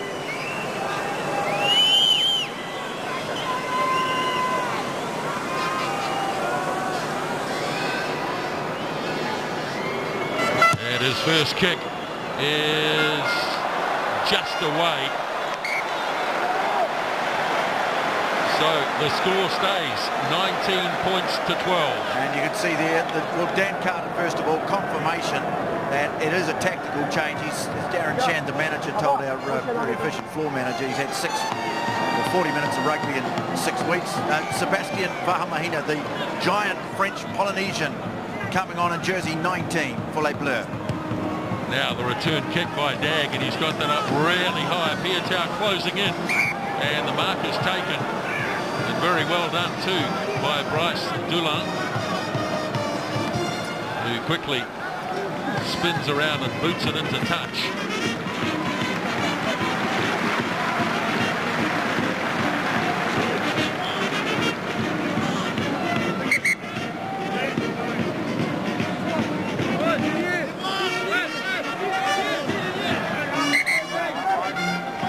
Here is that change coming up. It's Yannick Maestri who comes off. And Vahamahina, who's a very, very big man. Also on an 18 is Rabat Slimani. So there's been a change at prop as well. Nicola Martin, the man coming off. Slimani is on debut, as Whitelock has to stretch over and get that throw from Mialamu. But to the All Black pack just peeling away. Faumuina, it is, with a good strong surge in the 18 jersey. But Dusatois. Dusatois again, yep. Was it Dusatois? It might have been. It's on his feet, all the right. Vahamahina, actually. He's also out there in headgear in that French forward pack. And in fact, it looks like it was. It was a good charge from Charlie Faumuina, but because he got in behind the advantage line and then rolled an extra time, just got slightly isolated from his cleaners, and were able to turn that over.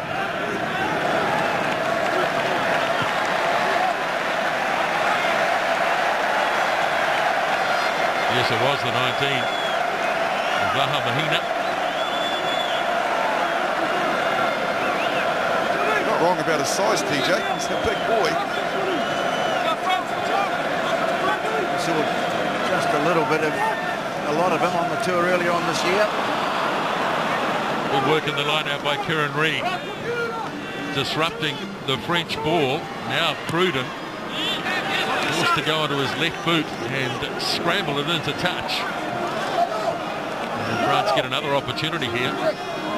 Zarzewski is under pressure. Since he came on, the line-out's been a bit wobbly for the French.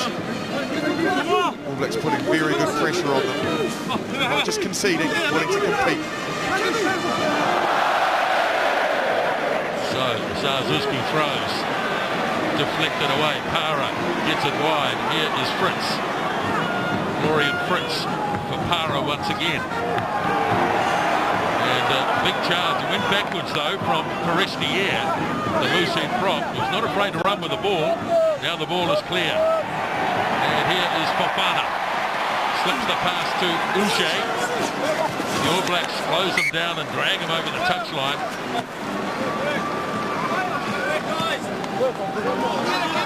And this time it'll be Kevin Lialamu to throw. Oh, not for long though. Will he be on the field? You can see Dane Coles there warming up in 16. So as we have this injury break, the problem for the French there was it was a set move. They hit and then they looked to hit again and switch back to a back line. However, off the first hit, Florian Fritz, the man who took the ball forward, stayed down. So they were a back short. Because of that, the All Blacks were able to push the limited numbers into the touchline. This was the second charge from Forestier. And then they switched back and Fritz was still down. So the All Blacks scrambled well, and a good shoulder from Aaron Cruden as well. He's very slight of build, but lacks no courage. Lialamu throws. Snatched out of the air by Whitelock. Aaron Smith. Piutau closing in quickly. Oh, nicely timed, but he came off second best that time. Charles Piutau. Good work from Johan Uche. As Para moves it across to Thales. Fofana. A real struggle to put him down once again. Carried on by Fritz. Para. Taken up by Pascal Pape. Oh, that's been dropped cold. The All Blacks looking to cash in, but they can't do so, and they'll go back for the scrum. Guys, I think one of the problems in the French attack is that they're doing everything from such depth. They're having to run 10 metres just to get the ball back to the advantage line, and if they make a mistake like that, then they're in a bit of trouble. Totally agree. The change Coles for Lialamu has happened, but I think because Remy Taylor plays so flat, the other players aren't adjusting, so he's nice and flat, but he's throwing the pass, as you mentioned, TJ, a good 7 metres behind him, which gives the All Black time to adjust and, more importantly, push forward and cut them down. Vincent Debati, the man from Clermont-Auvergne, is next on for France, replacing Forestier. You can't miss him either. They must have almost run out of material to make those shorts he's wearing. Well, Debati is a lot bigger inside Forestier, quite a diminutive prop, really, or short prop. So they've got a bigger pack out there now with the 125 kgs of Mahina in the second row. 5, 6. Yes. Smith rolls it in. France trying to apply the weight. Reed away for Smith. And here's a break by Ben Smith in centre field. Now Aaron Smith gets it off to Cruden. He in turn finds Nonu. Aaron Smith again. McCaw.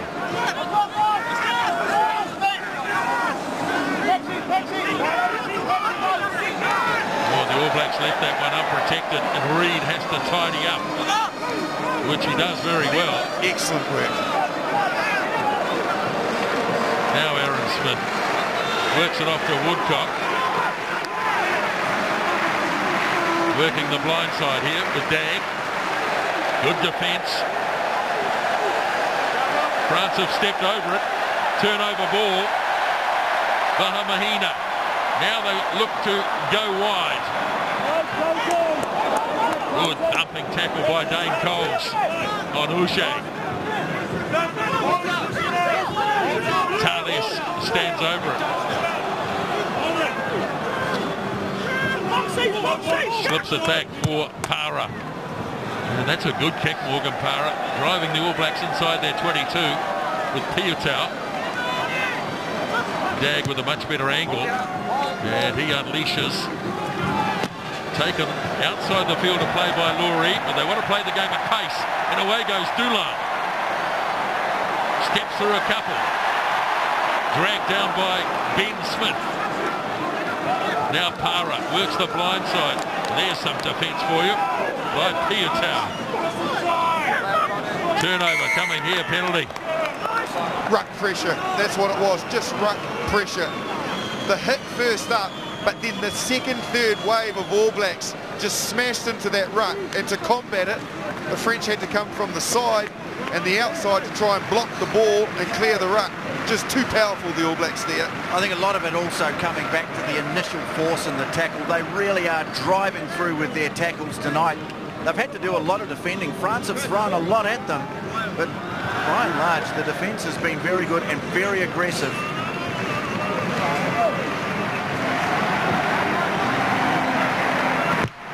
So Cruden, that would have been a long, long kick. All Blacks take it inside the 22. Have a look at Piutau's defence.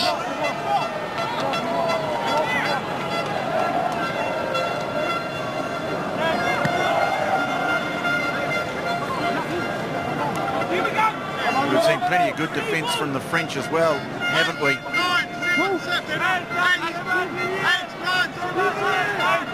So Coles lobs it in, finding Retallick. Aaron Smith, a bullet pass, Nonu. All Blacks just out from the 22, where Piutau sets it nicely. Here's Cruden looking to free the arms. Smith again. Here's McCaw, the skipper, for the 85th time in a test match. Nonu slings it wide. Ben Smith, Piutau hard. Got it away to Reid. Beautiful stuff. Kieran Reid. What a ball! I tell you what, Kieran Reid, I can see why you're going to Charles Piutau. He's making his way towards him now. And why not? What a pass! He hits it hard, Piutau, bangs into two defenders, boom, out the back door. Thank you, Kieran Reid, plucks it out of the sky. But Charles Piutau, look at this from that angle. Wow! Well, he was smiling before he got to the line. That is sublime skill from this young man. Charles Piutau, the crowd too, they've been roaring for France, but very generous in their appreciation of that sublime skill.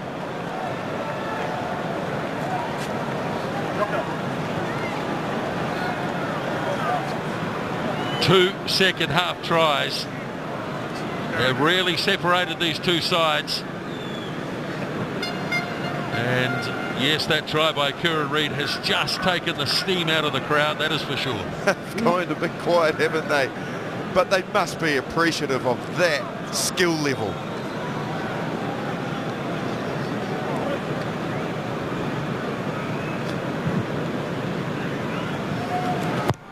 Aaron Cruden's kick is true. That is a lovely strike. Converts the try. Polite applause around the grounds. But let's have another look.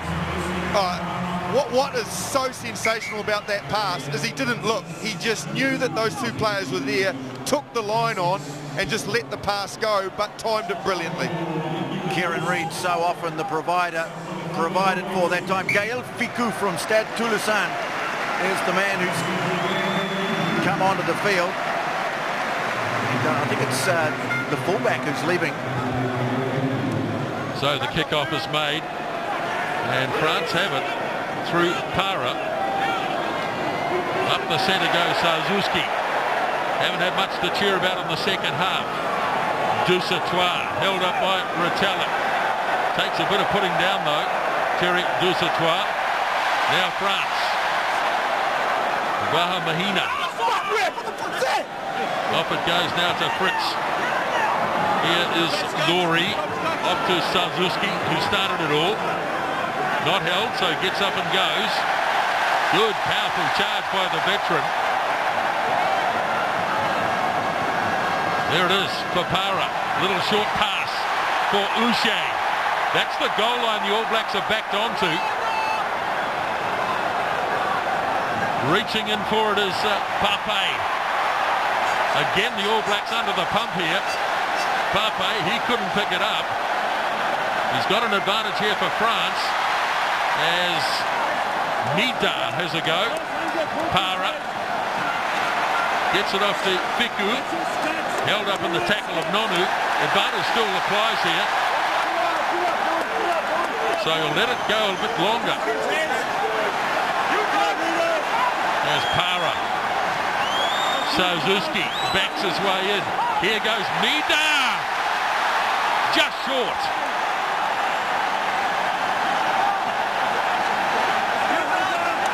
Rolls it back.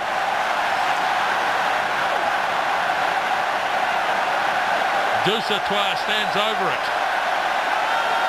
Para looks to his left. Now they go through the backs. Fiku. Now he gives the pass. And a chance for fullback Dulin. And the French have scored. They're not quiet anymore. France respond. The forwards were battering away and battering away again. It looked like this All Black defence may just hold on. Not this time. Beautiful pass out the back. Good decision from Taylor to flick it onto Dulin, and over they go. They were outnumbered. Corey Jane had to try and block the pass. It was good work from Fiku here to keep the ball alive. And well summed up by Taylor. You could see that all Corey Jane could do was have a flick at it.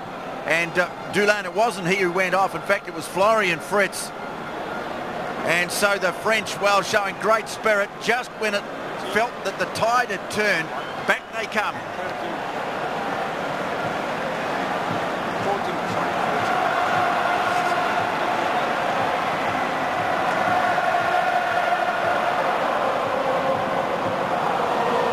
Morgan Para then is successful. 26-19. Changes for the All Blacks. Ryan Crotty is on in jersey 23 and coming off Corey Jane, and Tony Woodcock is off, and replacing him in jersey 17 is Wyatt Crockett. Well, look at the delight. 10 minutes remaining. Here is Ryan Crotty as Cruden makes the kick-off. Oh, and the French have again made a mess of it, and ploughing on goes Ben Smith. Here is Dane Coles. Aaron Smith works it across to Cruden. Nonu slips the pass to Crotty. And it's there again for Aaron Smith. Now Cruden. And this time flying up, Brodie Retallick. Hardly got his hands on the ball. And now Cruden puts the little kick through, but it's fielded by Fiku, who's made quite an impression since he's come on the park. Para. And slipping as the kick is made. Now the All Blacks looking to launch from the back. Ben Smith it is. Now Aaron Smith. Away for Dag. Piutau. Crotty. Playing in just his third test match. Aaron Smith again. Big defence. Reid to Whitelock. But the French are still in this. As Cruden lobs the pass away to Coles. Does well to stand in the tackle and stay there. Ball is there again for Aaron Smith. Again it's Fiku. Gets it off and the ball scrambled away downfield. Israel Dag is going to set the counter-attack going. Kick made by Piutau, but the All Blacks not putting any pressure on at all. Fielded by Shuli. Now the kick downfield goes to Reid. Just a little game of force back here as Israel Dag. Reid is going to lead the charge after this, and he's got himself in good position, then can't hang on to it. And he knocked it on, Kieran Reid.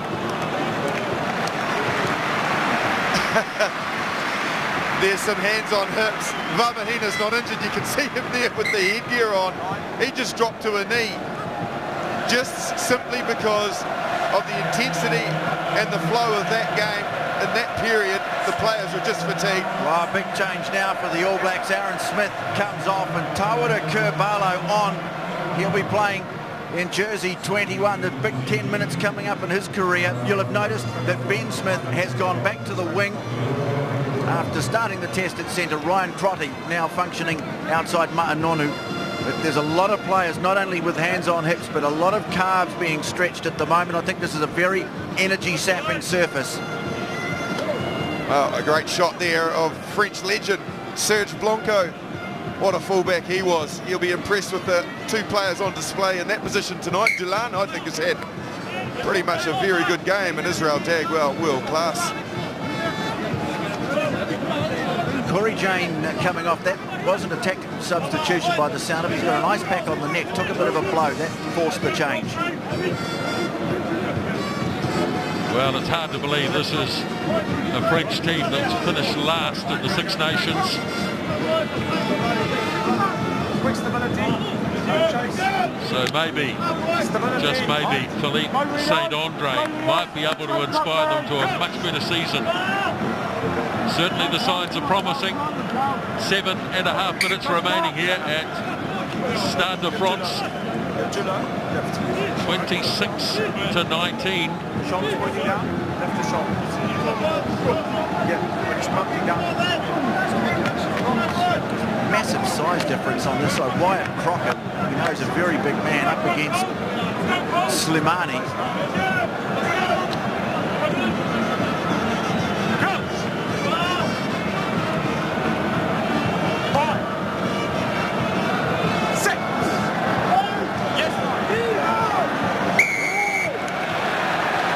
Penalty.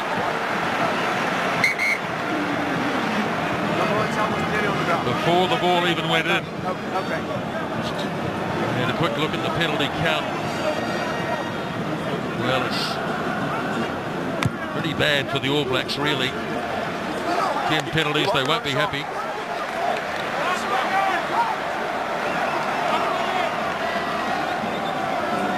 Well, a converted try would draw the French level. And in that period of 40 years where New Zealand hasn't lost against France here in Paris, there was a draw back in 2002. The South African-born Anthony Klassen comes on in jersey 24, the open side flanker Lorraine. So France wins the line out. But the All Blacks have done pretty well. But no, out goes the arm once more. As the All Blacks look to disrupt the line out. And it's against Wyatt Crockett. Now, what do they do now?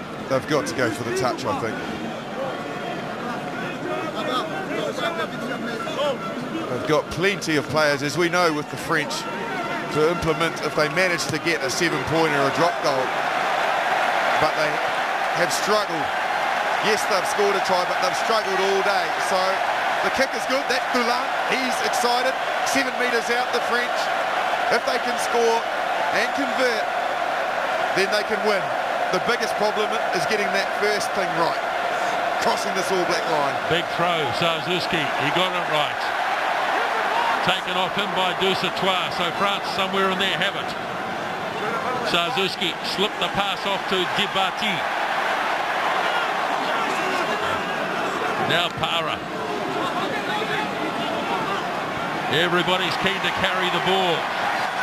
All Blacks looking to try and hold them up off the ground here, but it's there for Para once more. Thales. And slipping his way through goes Fofana. Now the All Blacks are going to have to defend desperately.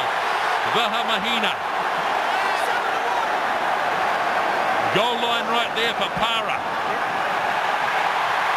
Now the short pass to Dibati. And a go at the line. It's up off the ground. Can they get it down? Referee having a close look. I don't think it's down yet. And the referee makes a call.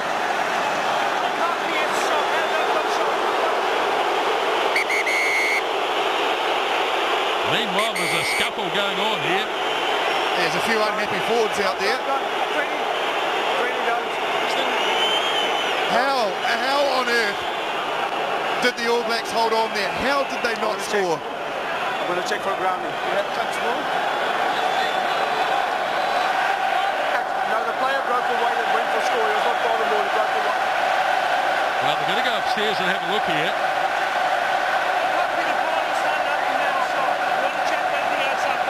Barty takes it in, but it comes to the back. So it gets to the back of the maul. They break away at the back. Just want to make sure that ball didn't Cure Barlow. touch the ground. And then he tried to place it and went on a player's leg, I think.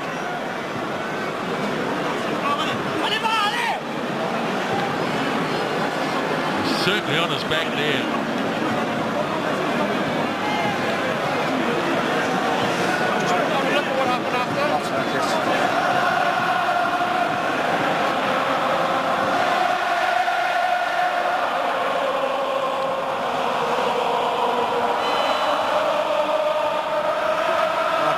Cure Barlow's the man who's got in there, and if they've held it up, it's because of him. Jim, also after that, just have a look at what happened after the whistle's gone. Oh, they don't need to bother with this. It was just a bit of forwards shoving and pushing. There's no punches thrown. I guess for the benefit of the game, making sure nothing sinister's happened, they're going to have to look at it, but certainly no try, and I don't think anything will come from the scuffle. Damian surely it was. But the ball is well up off the ground there. The ball was definitely held up. I'm now having a look at foul play. The ball was definitely held up. He said the ball was definitely held up. I'm now looking at foul play. Okay, thank you. Well, the crowd still thinks there's a possibility of a try here. It's not a try. They're looking just what happened after I blew my whistle.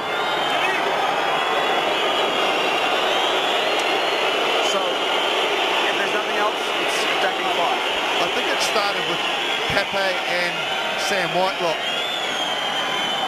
But from what I saw, without the benefit of replays, of course, I didn't see them throw any punches.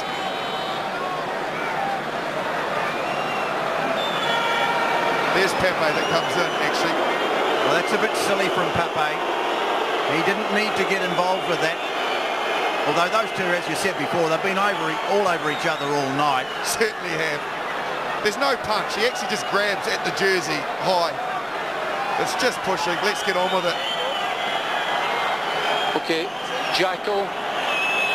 Yes, Jim. There is a bit of pushing and shoving, but no foul play. Thank you. No foul play. We start the scrum, attacking ball. Oh, big scrum this. I tell you what, just before the scrum goes down, depending on what happens, how much of a threat has Fofana been today? He has busted the line, busted tackles. He's looked likely all day, and you can see they look set here to get him involved somehow, and why wouldn't you? Dynamic player. Need to get the scrum right first.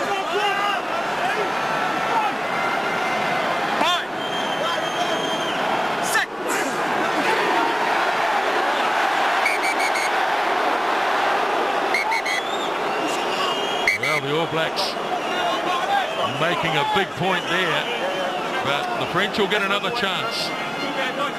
Now the All Blacks, it does have to be set first. They cannot push forward. It needs to be set, and then the referee will call for the ball to go in.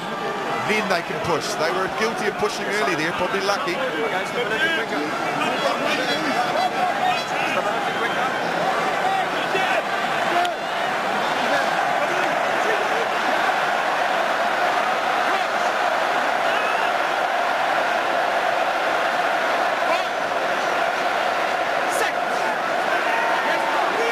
Okay, it's gone down on this near side, but no. Thought he was going to let it go for a moment, but they'll reset it. Time ticks on. 3 to go. Well, he's going to move because what this does, it creates a bigger blind for the French if they want it on the right-hand side. Almost looks like you've been practicing golf out there, Nisbo. Yeah, it's been disappointing, the surface. But what a finish to this game. got to be higher. You got to get your mind on your head. Stability.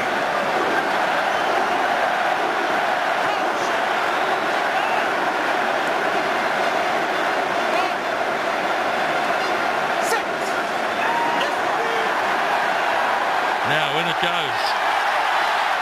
Big scrum from the French. Toussaint.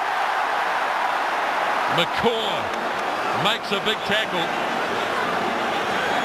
Dusatois try to wrench it out. Got it away to Sarzuski. He's playing advantage. Penalty advantage to the French.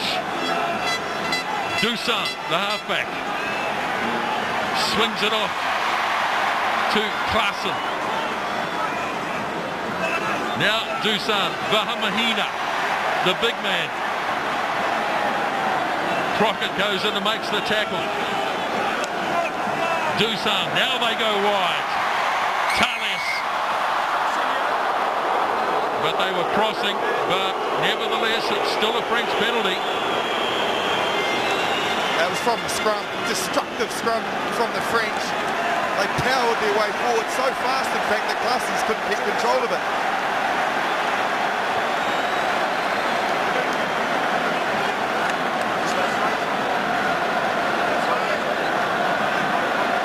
Well, there's been a long history of thrilling test matches between France and the All Blacks. No tries in the first half, but it's come alive in the second.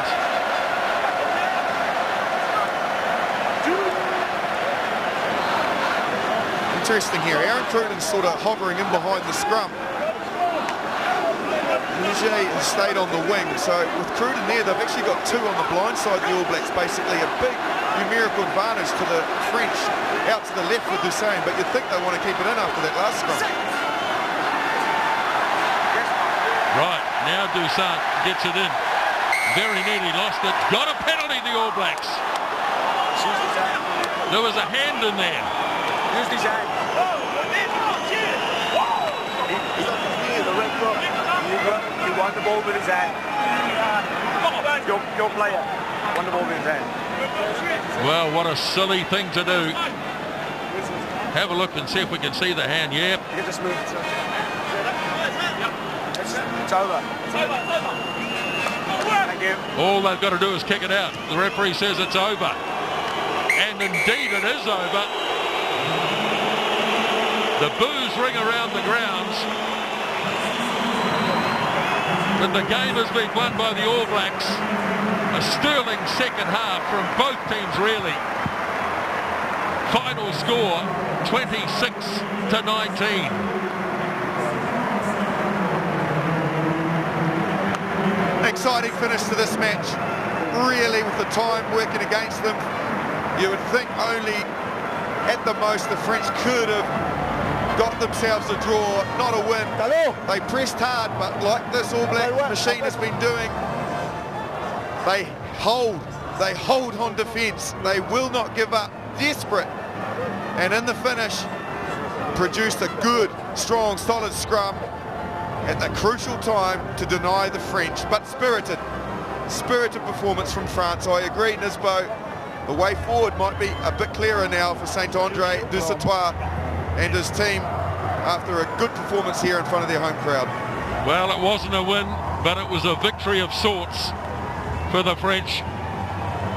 They've had a dreadful 12 months under Philippe Saint-Andre. So 26 points to 19. Let's hear now from Richie McCaw. Well, Richie, what an energy-sapping test match, and was that one of the more important scrums you've had as an All Black?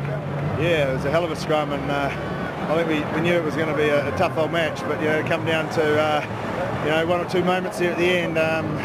Just pretty happy and relieved to get away with it. I mean, you scored two great tries, but the French just never gave up. That was a tremendously spirited performance from a side that's been under so much pressure. Yeah, they played particularly well, and I think we knew that going to the week that they got some real ability. The last game we played in June, you know, they played particularly well and it was pretty tight, and I think tonight was exactly the same. So, you know, proud of the boys to stick at it and, you know, get away with the win. When you got things going, you scored a couple of great tries, but it just wasn't able to happen all that often, I suppose, because of the way they defended. Yeah, we struggled, I think, in the first half field position. We perhaps played a little bit of rugby around the halfway and, you know, got forced into mistakes. But you're right, once we got the right end of the field, we made it probably look easy, but yeah, probably didn't do enough of it really over the whole game. Hard to get a platform, and it's ironical really that it all came down to a good scrum at the end, because scrummaging was almost hopeless on that surface, wasn't it? Yeah, it was. Both teams, you know, pride themselves on wanting to be able to scrum, and you know, it is tough when the feet go out from underneath you. But yeah, it was. I think it was, if you look at the scrum, it was probably even Stevens really over the game. Okay, well, congratulations on the win. On to London. Well done. Yeah, thanks. And the Dave Gallagher Trophy, of course, has been retained. The French have only ever had it once, and it's been around since 2000. So another big win for the All Blacks. 26 points to 19. Stick around. We'll be back very shortly.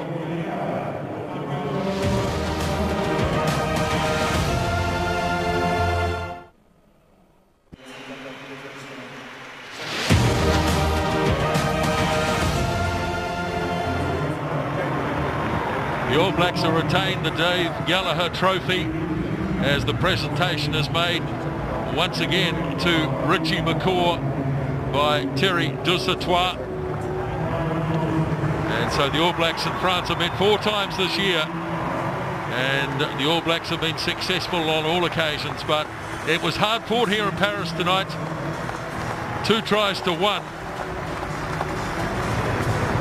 But it was just a little more class in the second half that got the All Blacks home. Those 2 second half tries scored by Charles Piutau, who was quite outstanding on the left wing side, and Kieran Reid, Dan Carter and Aaron Cruden converted and kicked the points. France scored a try through Bryce Dulin, with Morgan Parra adding the extras. 26 points to 19, the final score. And so the All Blacks will head off to London to prepare for the match against England. And then, of course, it'll be Ireland in Dublin the following Sunday. Matches live on Sky Sport.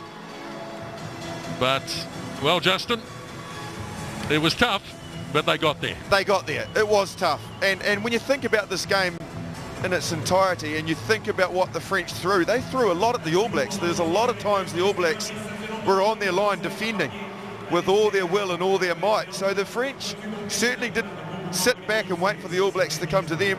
They went at them themselves, and you know, I think the All Blacks will be well and truly pleased to have got away here with a very good win. They had to work extremely hard against a spirited side, and a quality game we've seen. All right, let's see what the coach thought of the game. Steve Hansen with Tony Johnson.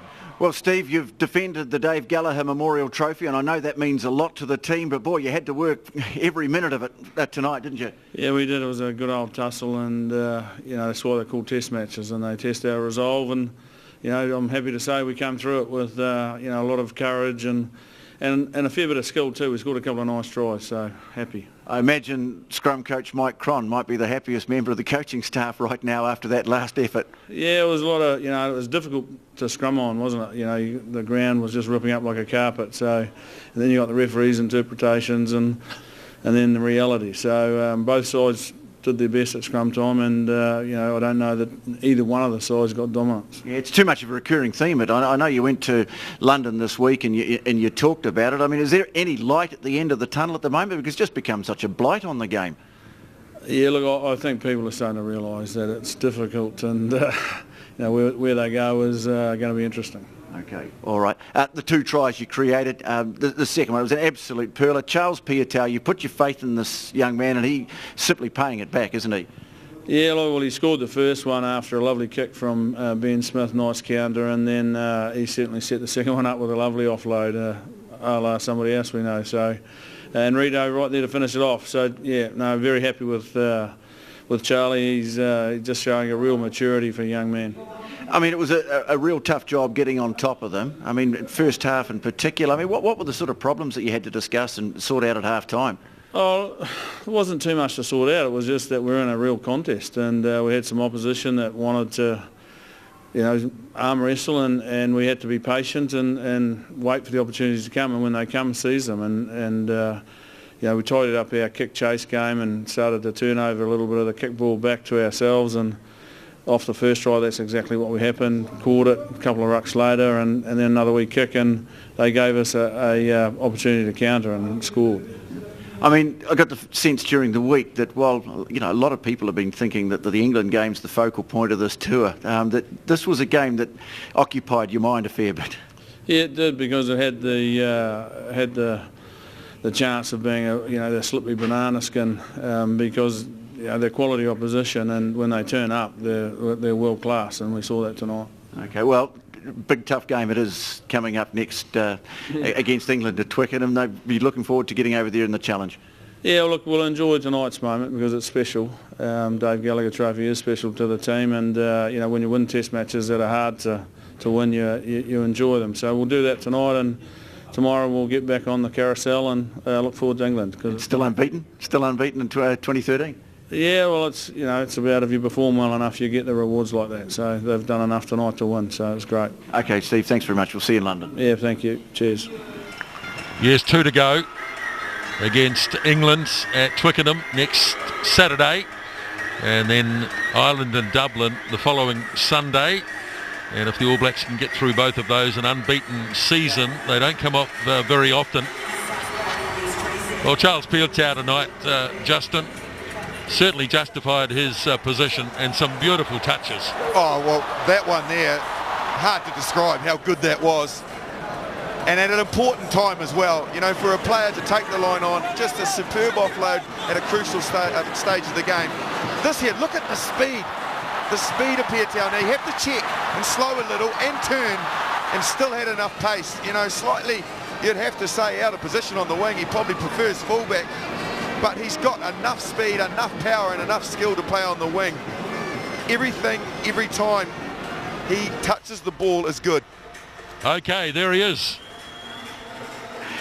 Yeah, he's just had a look at those 2 tries too, Nisbo, and well done, Charles.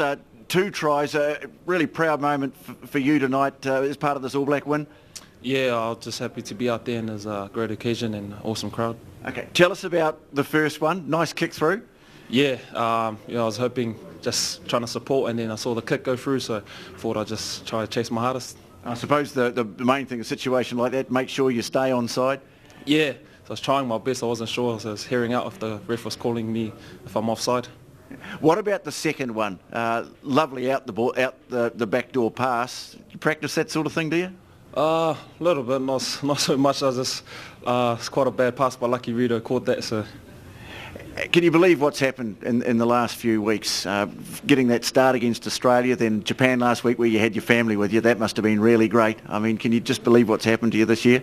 Yeah, I mean, I'm just grateful for the opportunities and the coaches that is giving me, and I'm playing alongside a good bunch of guys, and so I'm just enjoying it. Do you mind playing on the wing? I mean, would you prefer to be playing fullback? I'm just glad to be out there on the field, really. Okay. And what are the sort of things that that drive you in rugby? I mean, tell us about what it is that you love about the game. I guess my family is a big motivation for me, but I guess just like any kid in New Zealand growing up, you grow up loving to play the game, and it's a national sport. So. And I suppose it's the biggest crowd you've ever played in front of that one there tonight. I mean, what was it like going out there, the anthem, the haka, the crowd, and all that sort of thing? Yeah, it was really hard to talk to my teammates. At times you couldn't even hear each other out there. And I think there's one moment when the French scored, and I thought my ears were going to pop just by them screaming. Yeah. Those big fellas did pretty well at the end, though, to keep them out. Yeah, for sure. The scrum was pretty intense, and I thought the forwards did really well. Okay. Well, mate, we love what you're doing. Congratulations on your performance tonight, and keep it up. We'll see you in London. Thanks, mate. Cheers. Okay. Yeah, very pleasant young fellow, Charles Piutau, and what a star he was tonight as the All Blacks continued their unbeaten season, 26 points to 19. Let's just look ahead at some major sporting events coming up on Sky, and don't forget, of course, the All Whites and their quest to reach the Football World Cup in Brazil. They're up against Mexico. This is the first of the home and away games, and it's live on Sky Sport 2 o'clock on Thursday afternoon. And don't forget also the Rugby League World Cup is currently in progress, and the quarterfinals kick off on Friday live on Sky. And of course Sky's brand new sports show, and you can join James McConey and the team 8:30 live on Monday on Sky Sports 1. The program of course is called Feed the Backs, and a man who started on that show already is Corey Jane, and he's with Tony. Star of Feed the Backs, and of course one of the stars of the All Blacks. Firstly, mate, did you enjoy getting back into Test rugby all that after all that TV presenting you've been doing? Yeah, it's good to be out there, in the All Black, with the fern on the chest. It's been a tough year trying to come back from injury, and it's good to be out there. Good to get the win as well. I mean, it was a tough performance, tougher than I guess some people were expecting from the French. Oh, we knew it was going to be hard. The boys felt it in the June window, and especially coming over here, playing in Paris. We knew they were going to be up for it. We started well in that second half, but they started to claw back at the end there, so good on the boys to hold them out at the end. I mean, are they the sort of side where you can sense after maybe 15, 20 minutes, or at some point in the game you think, hell, this is going to be pretty tough tonight? Yeah, a lot of the teams over here, if you give them a sniff early on, you're going to be in for it for the 480. And like I said before, we started to get on top of them just after half time, but they, stuck with us and scored a try, and then, had us deep in our 22 towards the end there. So, we were lucky, but, we worked hard for it. Were you sitting next to Tony Woodcock right at the end there? Yeah, and he was whinging. Him and Kevy were either side of me, and they were complaining about everything. I don't know what they were talking about, because forwards, they're not very smart. So, I was confused. Yeah, but they did pretty well at the end, though. Yeah, they did good. The pressure was on them to win the scrum, and they did that. So I think it was silly, that guy pushing it in with his hand, but in front of the ref. But no, the boys did well.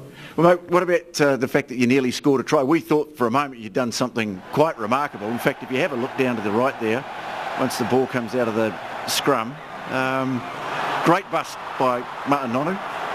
And then talk us through the rest of it. It happened pretty quickly. Bad pass from Liam, and I thought I was going to go out, and then I thought, hang about, I knew I didn't score, but the replay kind of went in my favour until the last one showed that I dropped it, so that was disappointing. It would have been good to get a try. You just need longer fingers, mate. Yes, stubby. I bumped my nails. If I didn't bump my nails, probably would have scored. Okay. Mate, it's great to see you back out there playing, CJ, and good luck for the rest of the tour, eh? Cheers, appreciate it. Okay. Yes, he's a character, isn't he? He's an absolute character, and it was a shame he didn't quite get across for that try, but it's been a remarkable comeback, really, Justin. Certainly has. He's been fantastic, has Corey Jane, and a lot of the players that have got opportunities have come in and just gone into this well-oiled machine, haven't they? And one of those players is Charlie Faumuina, who since coming in has just been incredible. He's downstairs and he's talking to TJ. Yeah, he's got a big smile on his face. Nice to be out on the field when the All Blacks win a scrum like that. That really could have saved the game for you. Yeah, mate, it was a bit nervous there going to those last few scrums, but happy to get that penalty and get the victory in the end. So. What exactly was the call? I mean, I suppose the last thing you wanted to do was give away a penalty, and it was a bit of a lottery there tonight with that shifting surface. I mean, what was the talk before you packed down that scrum? I think it was more just making sure that we knew that the French boys were going to come at us, and we just kind of had to stick together and just make sure we do our job and not give away a penalty. So happy to get that penalty for us. So no, it was good. When the ball went in, did you feel like you had the wood on them, and that maybe that they forced that mistake out of them? Oh, I don't know exactly what happened, but I think it was pretty solid there. I think both teams were trying to have a crack at each other, but it just wasn't moving, and obviously the surface wasn't the best. So, when I saw the replay where the guy pushed the ball back into the scrum, I was pretty happy to get that.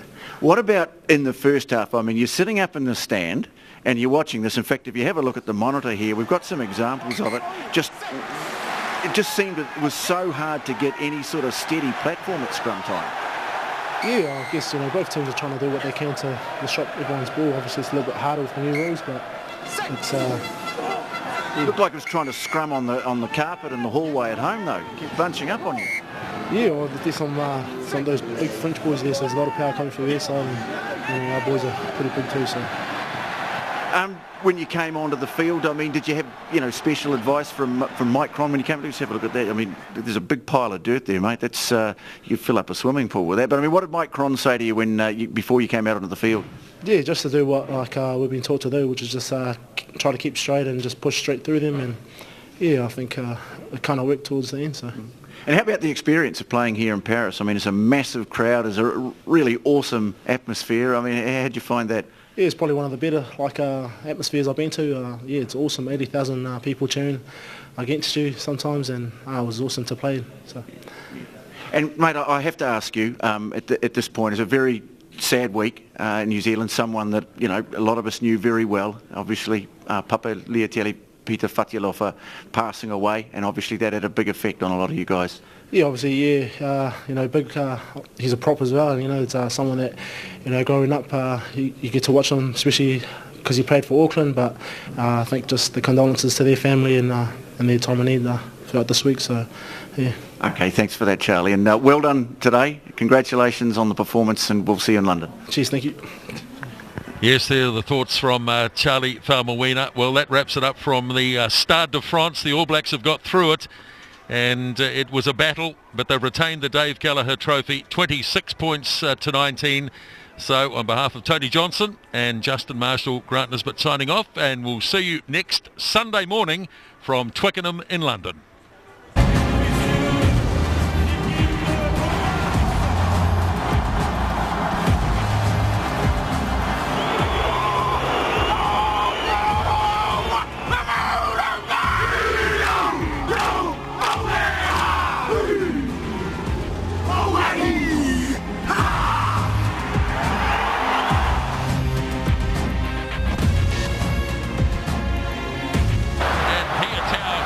Leading the charge, and the ball is loose. Piutau! Charles Piutau try! What a try! Piutau hard. Got it away to Reid. Beautiful stuff. Kieran Reid. What a ball! Wow!